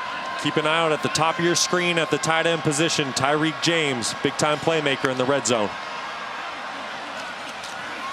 Pratt looks the other way on the slant, low throw, incomplete. intended for the Notre Dame transfer, Lawrence Keys. Well, Pratt kind of lost his feet there a little bit. I'm not sure if he got stepped on or if he just flat out slipped. Got to get those feet set, deliver an accurate football. As a quarterback, it's pretty, looks like he just kind of steps right on the running back. But as a quarterback, when your feet are good, you're delivering good footballs and you're throwing accurately. Pratt 12 for 21, 96 yards through the air. Pumps, fires, he's got Shea Wyatt. And it's 1st and goal, Tulane at the 6-yard line as we come up on 5 minutes to play in the 3rd. Tajay Spears now checking back in, as does Jaquan Jackson. I love it. That's it's a veteran running back right there, getting down close to the end zone. You say, hey, redshirt freshman, come off the field. I'm coming back out here. Will Wallace in motion. Pratt standing in the pocket, now flushed. And he wisely throws it away.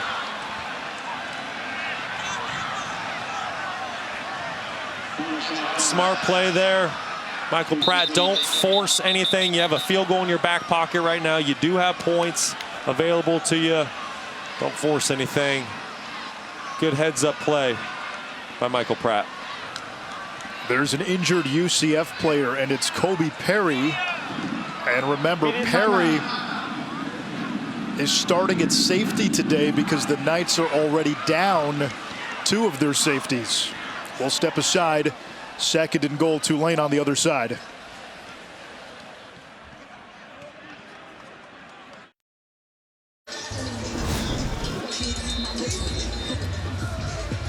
I'll look at the national championship trophy presented by Dr. Pepper. We're getting into the end game of the season.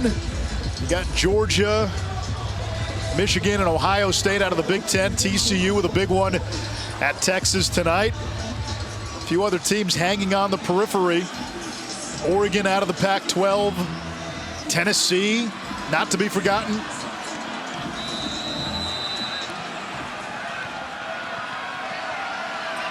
Second down and goal, 2 tight ends. Clayton's the running back. 12th play of the drive. Pratt, quarterback keeper. And he's brought down at the 5-yard line. It's Perry. So he was shaken up after that last play. Clearly okay. Makes the tackle. 3rd down, goal to go. We come up on 4 minutes to play. Definitely get a sense that this is 4-down territory. Could Tulane kick a field goal here if they don't score? Absolutely. But just the way UCF is going, you haven't really stopped their rushing attack. I would assume to see this as 4-down territory.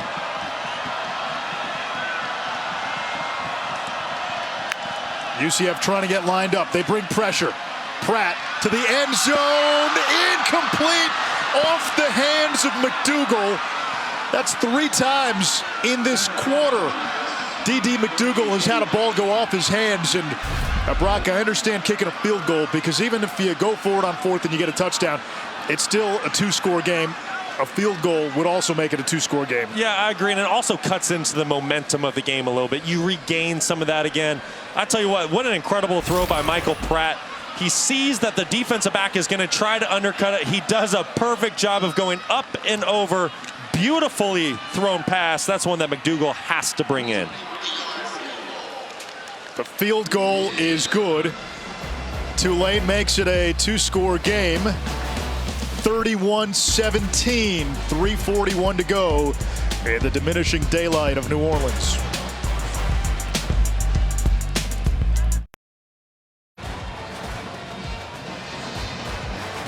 ESPN College Football presented by Sonos. It's a 2-score game here at Yulman Stadium. The winner of this game is in the driver's seat in the American Conference. Tulane entered today as the highest-ranked Group of 5 team. And remember, it's the highest-ranked Group of 5 conference champion that gets to play in a New Year's 6 game. Top 2 teams in the American play for the conference championship. No divisions this year.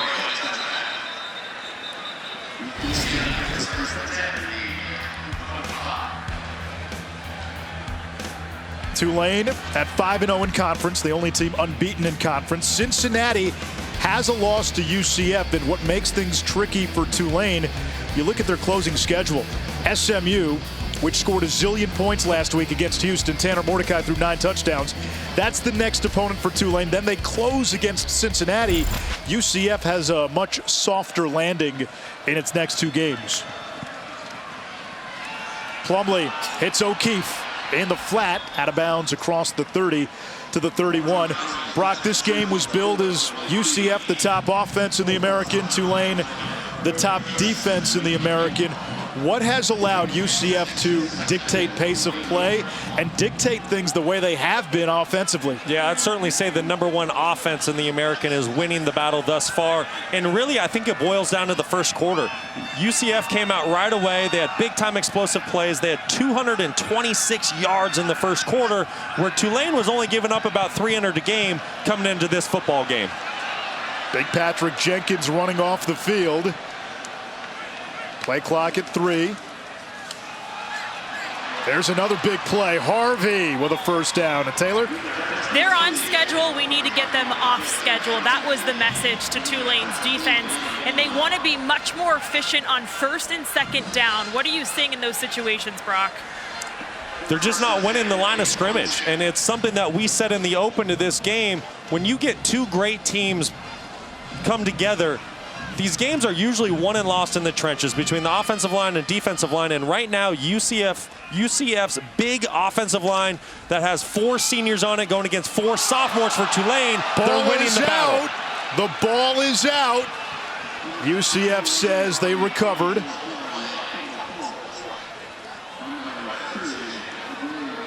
The Knights retain possession.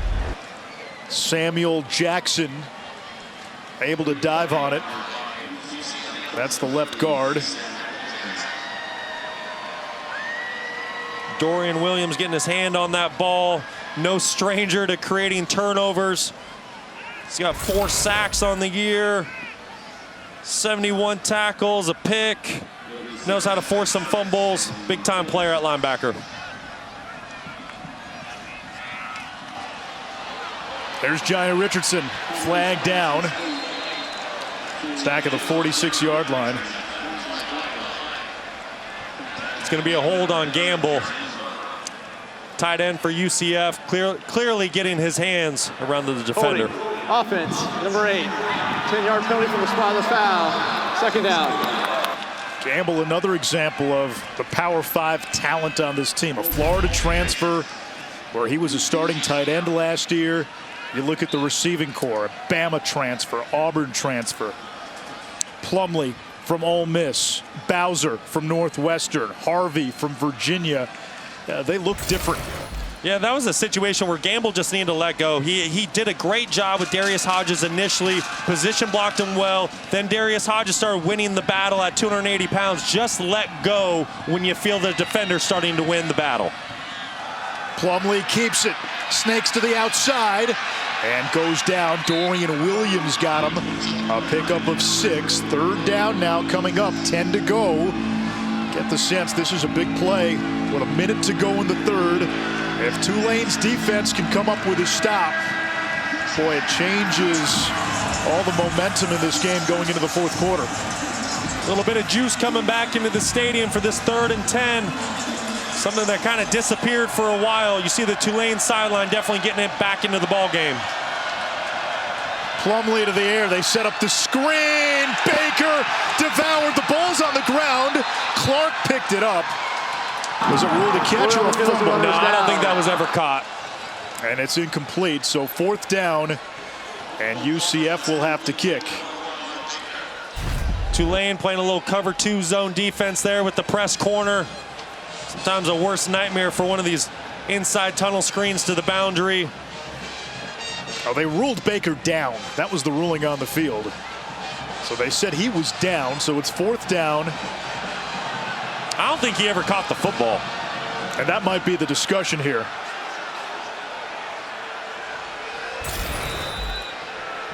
Here we go. We'll look at it.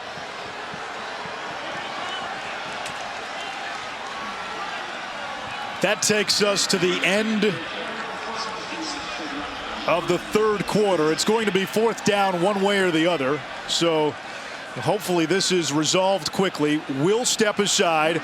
It'll be fourth down again, no matter what, for UCF. Knights up by 14.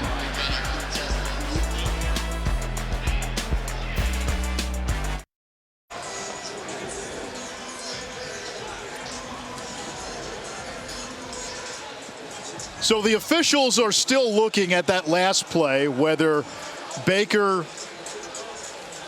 dropped the ball and it was an incomplete pass or whether he was down by contact. I don't think there's a scenario in which that's ruled a catch and a fumble. The issue here, Brock, is it really doesn't matter. It's going to be fourth down. UCF is going to be punting. And if you do rule this an incomplete pass, you've now wasted precious time because it should reset the clock back to the third quarter. So then you got to go to commercial again, take another break. It's a mess. I'm puzzled. I'm just going to say I'm puzzled. It just feels like the officials are trying to almost take over this game rather than just letting it play out, keep the flow, keep the momentum.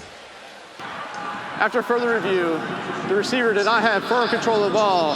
This is an incomplete pass. It will be 4th and 10 at the 42-yard line. Please reset the game clock to 39 seconds. We'll start on the snap. So they waited to review about a minute and a half into a commercial break. We were waiting for it. There was a Yalta convention going on. They finally decided to review it. Again, it doesn't matter a whole lot given the down and distance, so it's fourth down. Now you've put 39 seconds back on the clock. UCF will punt, and what happens is you get back to the end of the quarter, you take your end of the quarter commercial break. You have people out there who complain some of these games are too long anyway. This is why. You just hit it all, and you said it perfect. And mind you, both sidelines, they don't like this. Both sidelines just want to line up, play football within the momentum of the game, and you don't want the officials to control it. Now too late for that. Boy, this Tulane sideline is juiced up right now. Everyone's jumping around, waving towels. It's going to be a fun fourth quarter. Here we go. And now a Tulane player's down. Lance Robinson just went down near midfield.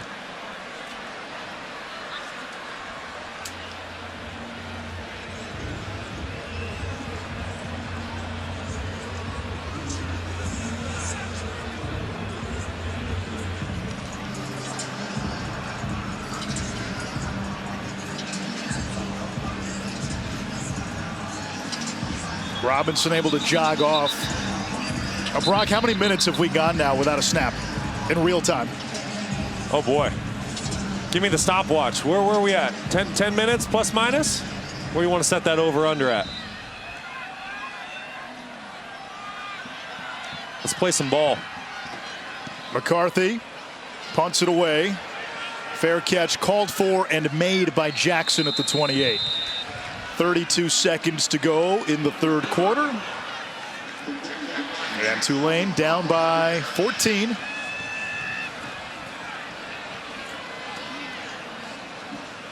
Green Wave 5-0 in league play. UCF at 4-1. Two top 25 teams. It was 24-7 Knights.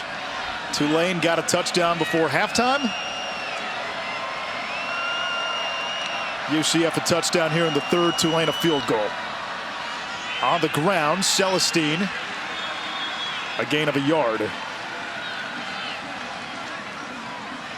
Be interesting to see if Tulane tries to get a playoff before the quarter. Yep, looks like they're going to try to go. They might just try to go a hard count and draw UCF off sides as this clock ticks towards the fourth quarter. Pratt to the air. That's caught by Shea Wyatt. And he's out of bounds after a first down pickup. Thrown near the UCF bench. And that brings us to the end of the fourth quarter, or the end of the third quarter, for the second time today. See you in the third quarter.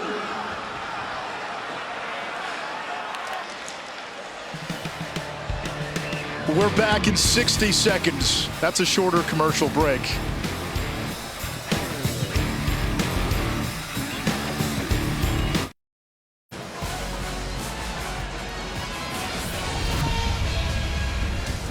Anish Shroff, Brock Osweiler, Taylor McGregor. It's the American Conference on ESPN. The fourth quarter begins with UCF leading by 14.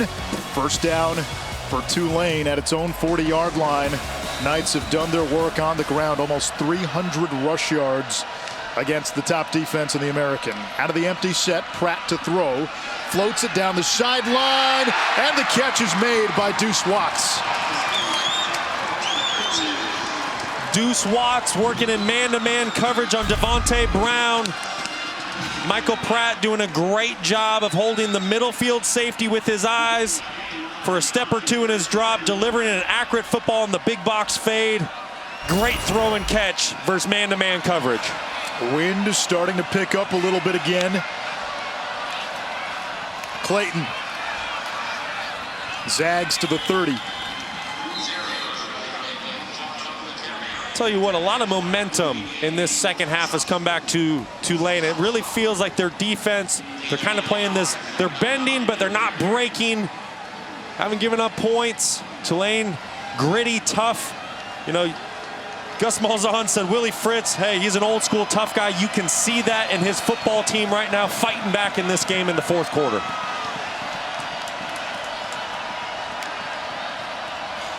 UCF brings pressure. Pratt pumps. Dangerous throw. It's caught by Wyatt. Almost picked off by Adams. He was late to the sideline, and he got away with one. Wow. I tell you what, Wyatt, what a catch. You know, a kid who's had a couple drops throughout this game, but really has picked up his play in the second half. Risky throw there by Pratt, throwing late to the outside. Usually doesn't end up good for you. Tulane 4 out of 9 on third down. Pratt wants 6. Incomplete for Watts. Devontae Brown with him step for step. And Watts still on his knees. And now crawling out of play. You can see why Devontae Brown is such a skilled cornerback at 6'2". He's long. He's stumbling, but because of his size, he's still able to get a hand in there, break up that pass. Great job of having a short-term memory. You just got beat on a deep throw, then you come back and you make a big pass breakup. Fourth down, Tulane from the 27. Will step aside. 13:20 to go in the fourth.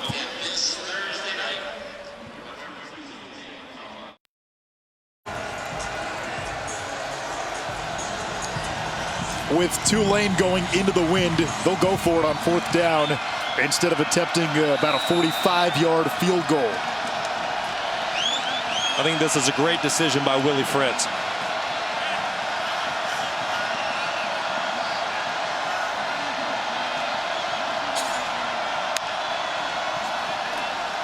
Pratt to the air, got rid of it quickly. He's got keys, and that'll move the chains. A red zone opportunity now for Tulane.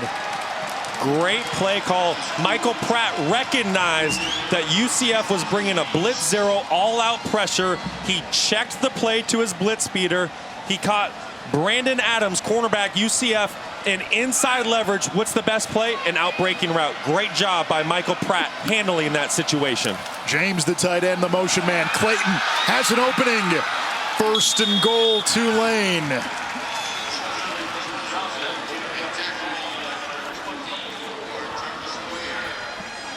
And Jarvis Ware was slow to get up. Well, I can't stress enough how big time that sequence was for Tulane, how they handled that fourth down, getting into a blitz zero beater. Great job by the Green Wave.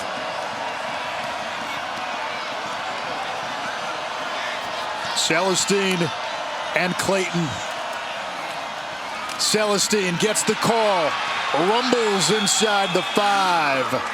He's down to the 2-yard line, second and goal. They'll bring in a heavier package. Will Wallace comes in. Trey Tuggle comes in, number 72. Reggie Brown, another tight end into the game. And Tajay Spears is the running back. Bring in the heavy package. You're either going to pound it in the end zone with your running back, or you're going to sell that, go play action, and pop it to a tight end. The fake to Spears. Pratt rolling to his right. Throws, end zone, touchdown! Reggie Brown.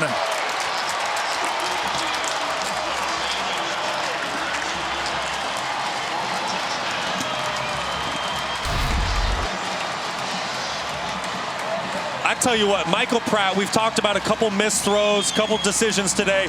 2 tremendous plays. Coming back with this touchdown, he gets to his 3rd guy in progression. He's looking to the flat, then he's looking to the corner. Gets back, does not panic, gets back to his 3rd read on the end of the end zone there. I tell you what, the 4th down conversion, the way he handled that, getting his team into the right play, throwing an accurate football, and then coming back, hitting your 3rd guy in progression on the touchdown pass.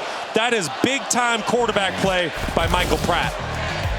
And it's an unsung hero in Reggie Brown. Just the 4th catch of his career, his 1st career touchdown, and Tulane is within 7.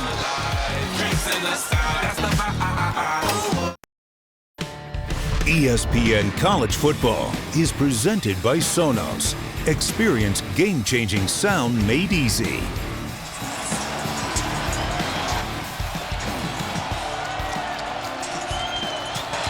It was 24-7 UCF at one point.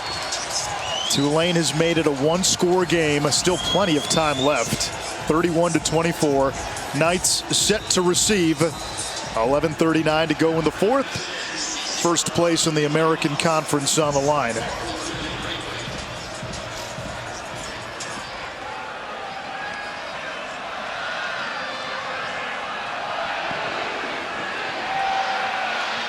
Fair catch is made by O'Keefe.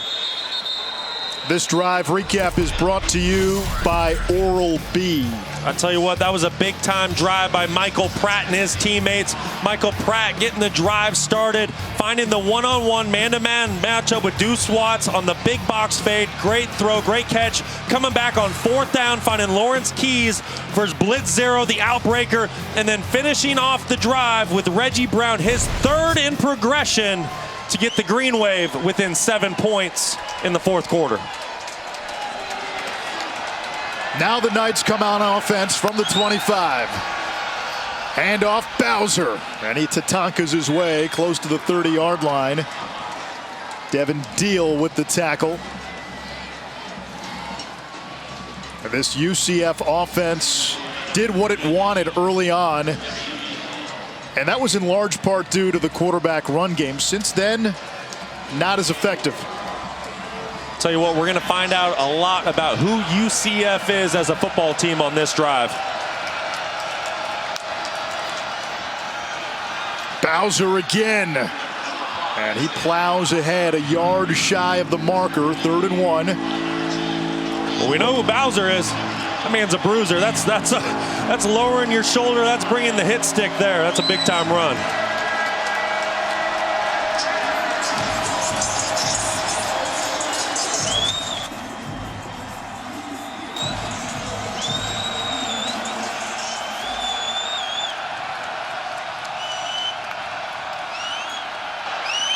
Bowser again. He's short.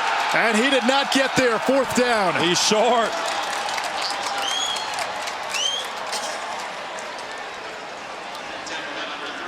And Plumlee looking to the sideline. UCF not even hesitating.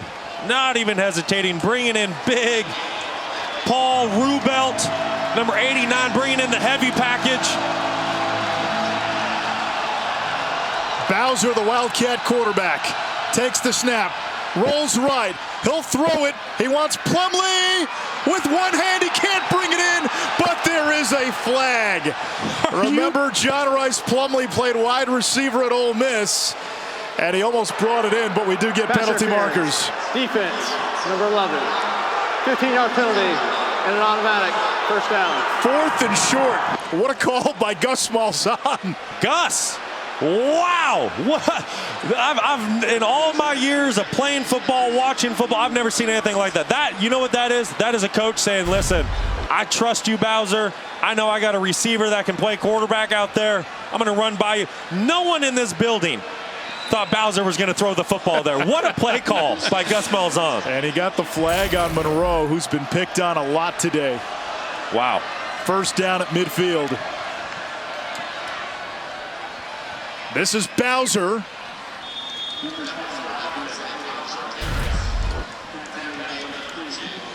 That's incredible how that went down. When the ball was snapped, the offensive line didn't even move, so you almost felt like the ball wasn't supposed to be snapped, but it was. And then next thing you know, you think Bowser's trying to run it. No, he's trying to throw the ball down the field to his quarterback, who's in man-to-man coverage, who, like Anish said, played 2 years of wide receiver at Ole Miss. Almost looked like a busted play. That was incredible. Never seen anything like it. That'll get you juiced up. Second down. They feed Bowser again. It's been a lot of King Koopa on this drive. They only got a yard. And another third down coming up for the Knights. 5 to go. I tell you what, I don't know what's going to play out during this game, but give Tulane credit. They are tough. They are gritty. They could have been out of this game multiple times. They never quit. They just kept fighting, and they are playing with a ton of grit and energy right now.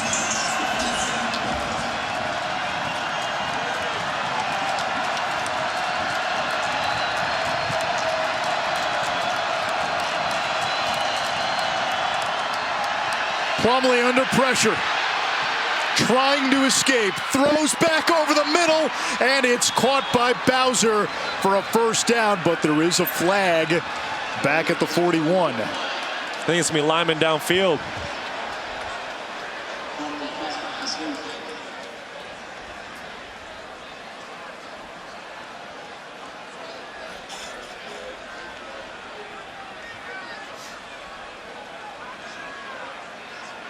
Boy, I tell you what, this definitely looks like two teams that after tonight want to be in first place in the American.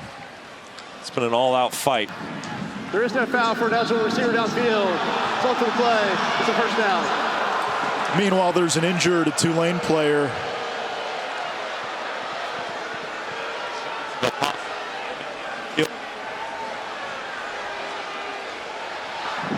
Immediate timeout. Keith Cooper walking off the field. A heavy dose of Bowser on this drive from UCF. They've got a first down with 8.5 left.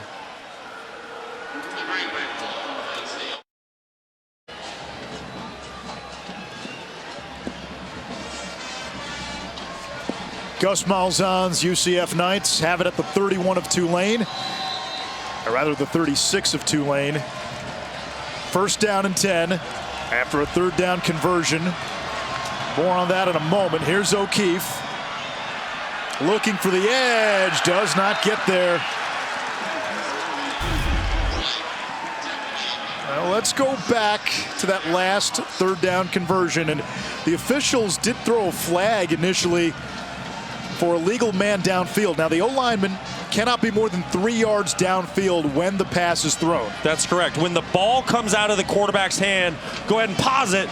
And if a lineman is more than 3 yards downfield, which clearly here you have a lineman 4 yards down the field standing next to one of the officials, that should be a flag. Should not have been a conversion for UCF. Bowser trucks his way inside the 30, picks up 8. So you got another third and short coming up for UCF. You just hate to see officials control a football game, and it just kind of felt like that a little bit today between some pass interference, some holding just right there. That's, I mean, plain as day. The official standing in the middle of the field, he knows he's standing at 5 yards. The guy's touching you. That's a clear-cut illegal man downfield. They threw the flag initially, then picked it up, conferred, and said no flag.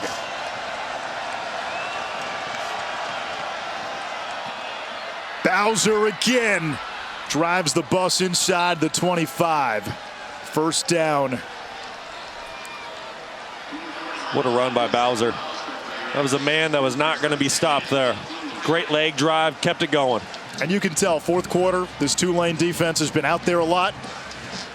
you get the big boy, Isaiah Bowser. Certainly, and that's exactly what UCF did a week ago on the road at Memphis. When they got the lead, they got late into the fourth quarter. It was Bowser right, Bowser left, Bowser up the middle, and I get why. You know, at 6'1", 220 pounds, tree trunks for legs, that's the guy that you want to finish out the ball game for your team. He has run it 6 times on this drive. Make it 7. And tunnels close to the 20-yard line.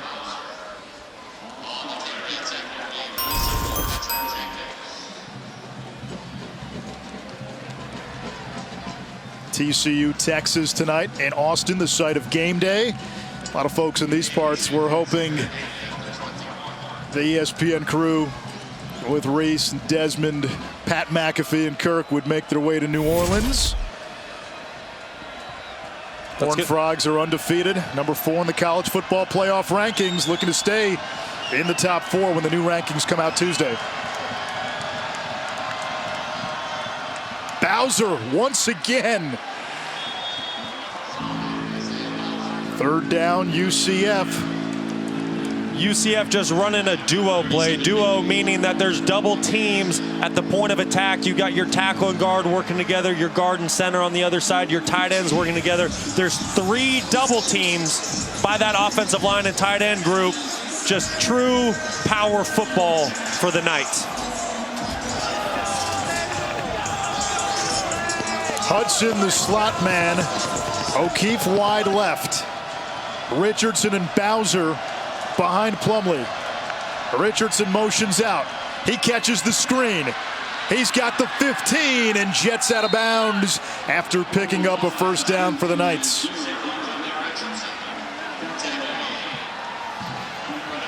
Good play call by Chip Lindsey and Gus Malzahn there. Getting your playmaker Richardson out in space, 5'7", 170 pounds. Quick as lightning. You could see Tulane definitely selling out to the run there. It was a great play call, getting that ball out on the perimeter. And UCF continues to milk the clock. They've got the lead. They're in field goal range.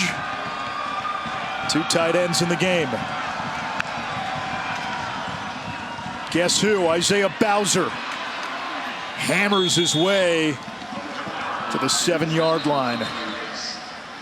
Boy, talk about a collision. You got Bowser, Nick Anderson, Dorian Williams all meeting there. It's a big time collision. Will step aside. 4:15 left in regulation. UCF knocking on the door once again.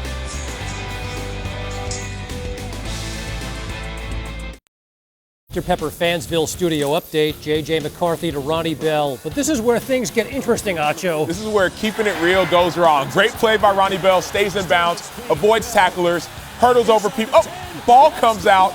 Could be a touchback. Thankfully, it's recovered by Andrell Anthony. Michigan holds Nebraska to 147 yards in each and a 34-3 win. And an A+ Chappelle Show reference from Sam Acho.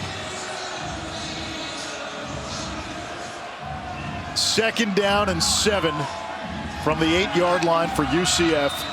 On this drive, Isaiah Bowser has run it 10 times. He's caught it once. They also threw it on a play that resulted in a penalty. This is Bowser, a little stutter step in the backfield, lowers his shoulder, and he gets to the 4-yard line, a gain of 3 more. It's 3rd down. Second charge timeout. And Tulane uses a timeout.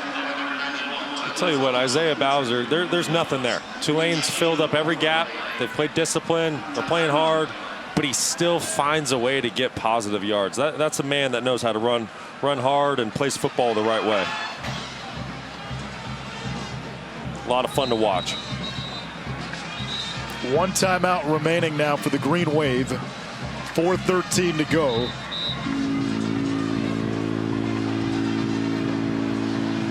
UCF in a good spot here. Even if you don't convert, you got a short field goal, wind to your back. Yeah, UCF is definitely in control of this game right now with a little bit over 4 minutes to go. Whatever you do at quarterback, just be smart with the football, because you're A couple seconds away from making this a 2-possession game, whether you score a touchdown or kick a field goal. Plumlee keeps it, reaching. He didn't get to the end zone, but he's got a first down, and it's going to be 1st and goal from inside the 1.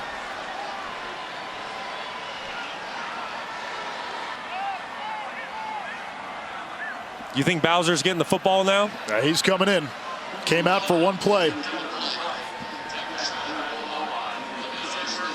It's either Bowser running it right down the middle or Bowser's going to do a jump pass, one of the two.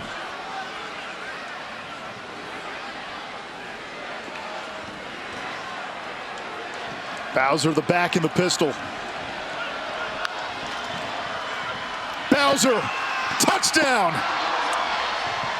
That was a smart play by Tulane. They let Bowser score. They know, regardless, UCF is about to make this a 2-possession game. The clock is not Tulane's friend.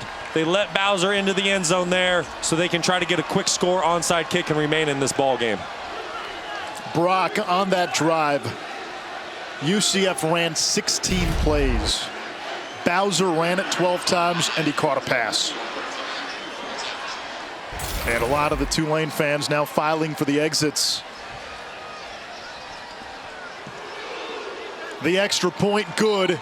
UCF takes a 2-score lead with 3:32 to go.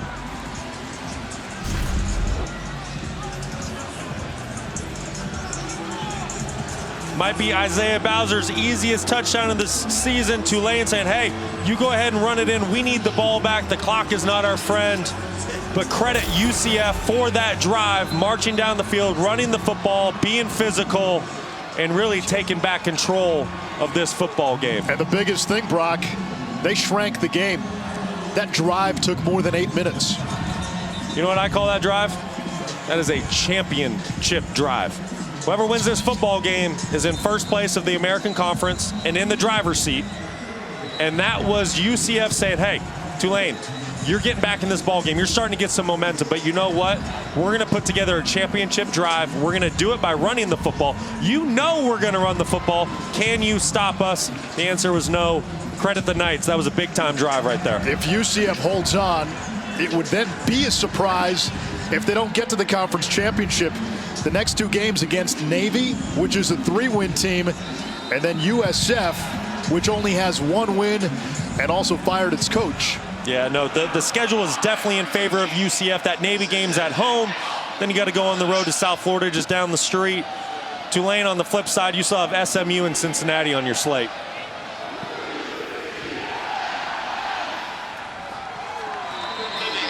College football rankings brought to you by Verbo. The #1 team in the country, the Georgia Bulldogs. Ohio State a big winner today. Michigan took care of Nebraska. Big one in Austin tonight. Tennessee dropping 66 on Mizzou. Oregon sitting there at number 6 with a big game against Washington later tonight. These next couple weeks are going to be a lot of fun to see how these rankings move around. Oregon has to face Utah. LSU didn't follow up that Bama game against Arkansas the way a lot of people thought they would. Michael Pratt is hit. It's behind Will Wallace. 2nd and 10. Ricky Barber the pressure. Taylor?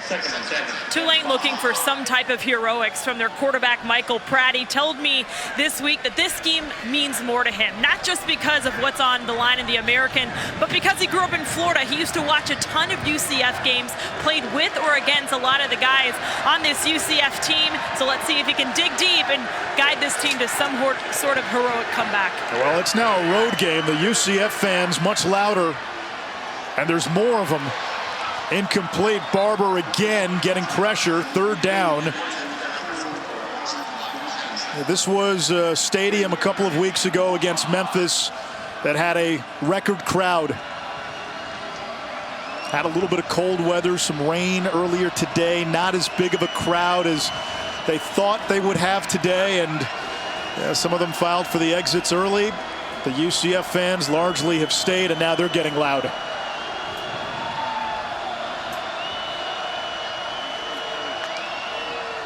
Four-man pressure, screen pass, Jackson. Got a couple of nice perimeter blocks. He cuts it over the middle. Midfield into Knights territory and inside the 40-yard line. Jason Johnson eventually made the tackle. It's a gain of 36. 4 catches now, 85 yards for Jaquan Jackson. I love the play call. UCF's defensive line is just feasting. Well, how do you slow them down? You throw a quick screen. Jaquan Jackson, big-time playmaker. Great play call by the Green Wave. Pratt threads the needle to the 30. Jackson again. He now has a career high in receiving yards. Had a huge punt return for a touchdown last week on the road. Special teams player of the week in the American Conference. Love to see the football in his hands in space. Back to the outside. Keys slips a defender and gets out of bounds inside the 15-yard line. 2:34 to go here in regulation. Tulane looking to claw back and make it a 1-score game, and then you try for the onside kick.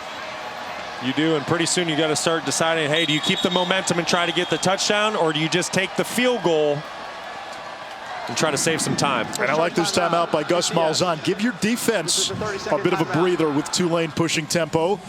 Knights have 2 timeouts left. The Green Wave only have 1. 2:21 to go here in regulation.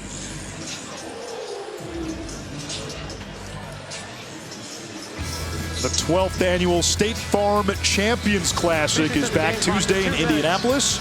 Number 4 Kentucky against Michigan State. Spartans fell to Gonzaga last night. And then we'll have the exclusive reveal of the next college football playoff top 25 ranking after that show. Followed by number 7 Duke, led by John Shire, their new head coach, taking on defending champion and number 5 Kansas.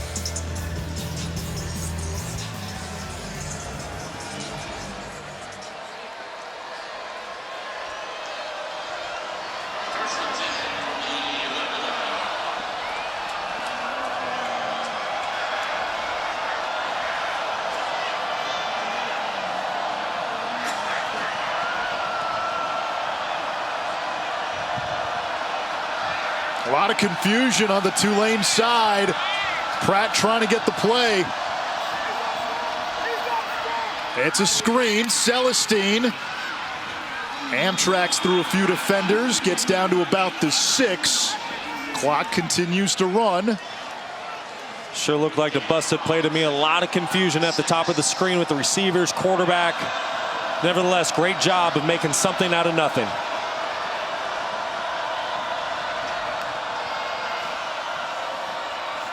Pratt throws to the end zone, incomplete. Reggie Brown wanted a flag, none thrown. 3rd down, 1:53 left. I think that was a good no call there. Brown going for the football, lost his footing a little bit.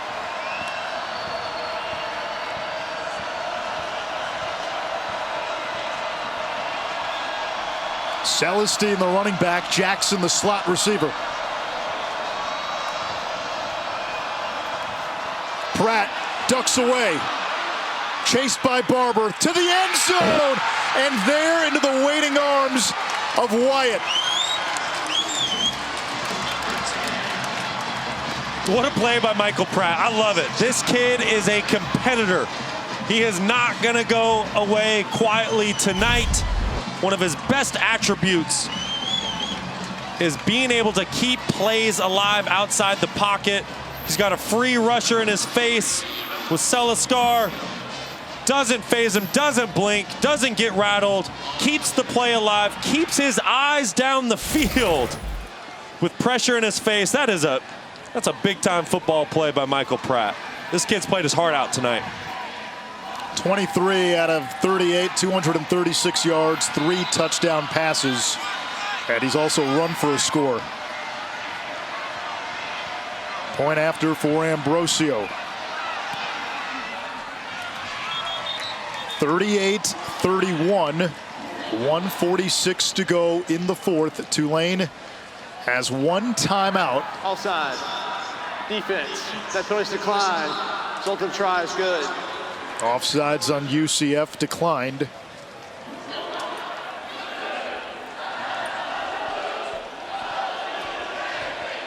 Tulane has not attempted an onside kick this season. And again, if UCF wins and holds on, they're in the driver's seat of the American. The league did away with divisions, so it's the top 2 teams in the conference that will play for the league championship. Tulane right now sitting in first place at 5-0. Again, UCF can jump them, and if UCF wins, they would have the tiebreak on Tulane and Cincinnati. You got Navy and USF, games you should win. You're playing for the conference championship, and here we go. Certainly, and don't be surprised if UCF wins, but Tulane wins out, which is going to be a tough task, but they can do. You get a rematch. This might be a rematch, exactly. Onside kick is recovered by Baker, and UCF will have it, and they've got to run out 146.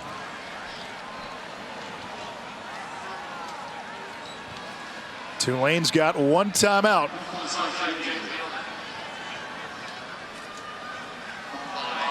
Gus is talking to the officials right now. Looks like he wants some time off that clock. Result of the play is recovered by UCF. Feature within game clock to 1 minute, 45 seconds. So he did, but it was only a second.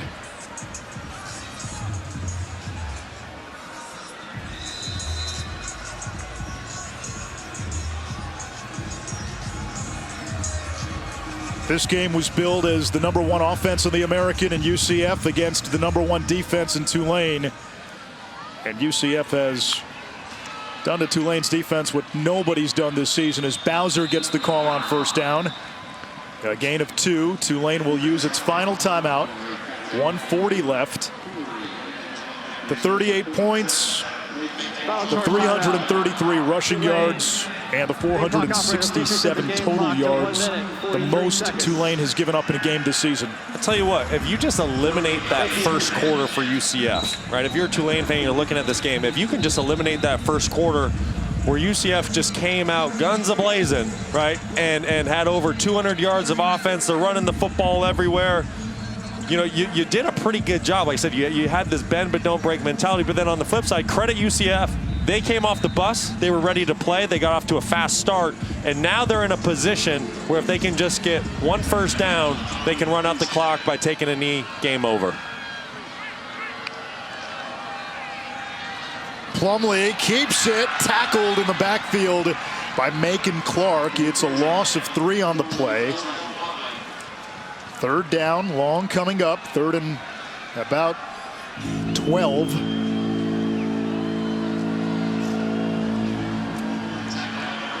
They're going to be able to run this clock down to right about 1 minute. Gonna have to snap the ball. Got to keep the clock rolling if you're UCF. So if you're going to put the ball in the air, it's got to be a guaranteed completion type play, a quick screen, bubble screen, something like that. Otherwise, you just hand the ball off to keep that clock rolling. Play clock down to 1. They snap it. It's Bowser up the gut inside the 40. And now you can run this down to about 10 or 11 seconds. Yeah. Now it looks to be about 12 seconds, the differential between play clock and game clock. Tell you what, this was a gutsy performance by UCF. You know, they knew they were coming in here. They had a tall task going against the best defense in the American Conference in Tulane. And like I just said, they came off the bus and they were ready to roll. They played great football. They had big time explosive plays, and that's what Tulane's defense prides themselves on. Not giving up the big plays, forcing you for the 3-4 yard gains and forcing you into turnovers. UCF played a heck of a football game tonight. Second charge timeout. UCF. Gus Malzahn calls a timeout with the play clock at 1. 13 seconds left. All right, Brock. 13 seconds. You tell your punter just kick it as high as you can. And towards the sideline. You know, I think this is one, you know, unless Tulane says, hey, we're not going to put anyone deep, we're going to go into an all-out block. Well, that's the other thing I was going to ask you. And then at that point, you just pooch it over their head, let it roll, let that clock run. But if Tulane puts someone deep, then I think you target this ball towards a pylon, Put as much hang time on it as you can, because that clock is going to keep running until the ball hits the ground. But the biggest key is get the ball off. Get the ball off, no holding, get the ball off. Everyone be sound with your technique. Alex Ward is the snapper. No one's deep. And nobody deep for Tulane, so they will try to block this. Mitch McCarthy, the 25-year-old Australian, will punt it away. Here come the green wave. McCarthy gets it off. It bounces and is downed at the 12-yard line. 4 seconds left for Tulane. Great. And the green wave will have one more play. Great execution by UCF special teams there. When you get into a situation like this for Tulane, you say, okay, what can you do? Right? You got to go basically, 91 yards, 92 yards. How do you do it? My first thought is I go back to the Miami Miracle. A couple years back, 2018, Miami Dolphins, New England Patriots, and that play was taken from Boise State against Oklahoma way back in the Fiesta Bowl. You try to hit that deep in cut on the opposite side of the field. You got a guy ready to have the ball pitched to him. You create a little misdirection in the pass game. It's about your only shot in this situation. And Malzahn uses his final timeout. 4 seconds left. A lot of laterals, and you hope somebody on the defense busts. And I'm sure that's the message right now by Travis Williams to his defense. Keep everything in front. Don't over pursue. Rally to the tackle. Take a good angle. You know, as a quarterback, the biggest thing here is you got to get the ball off, right? You got to give your guys a chance. You're telling your offensive line, hey, give me a shot here. Give me a chance. Hold up as long as you can. There's not many plays in the playbook for a one-play 92-yard touchdown. Or excuse me, 88-yard touchdown. But see what Tulane has here in their playbook for this situation. Pratt almost intercepted.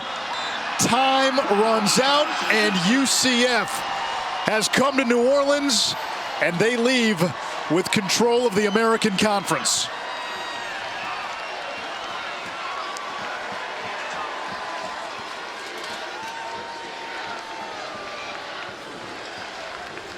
The Knights contingent raining a chorus of UCF as the players meet near the logo at midfield.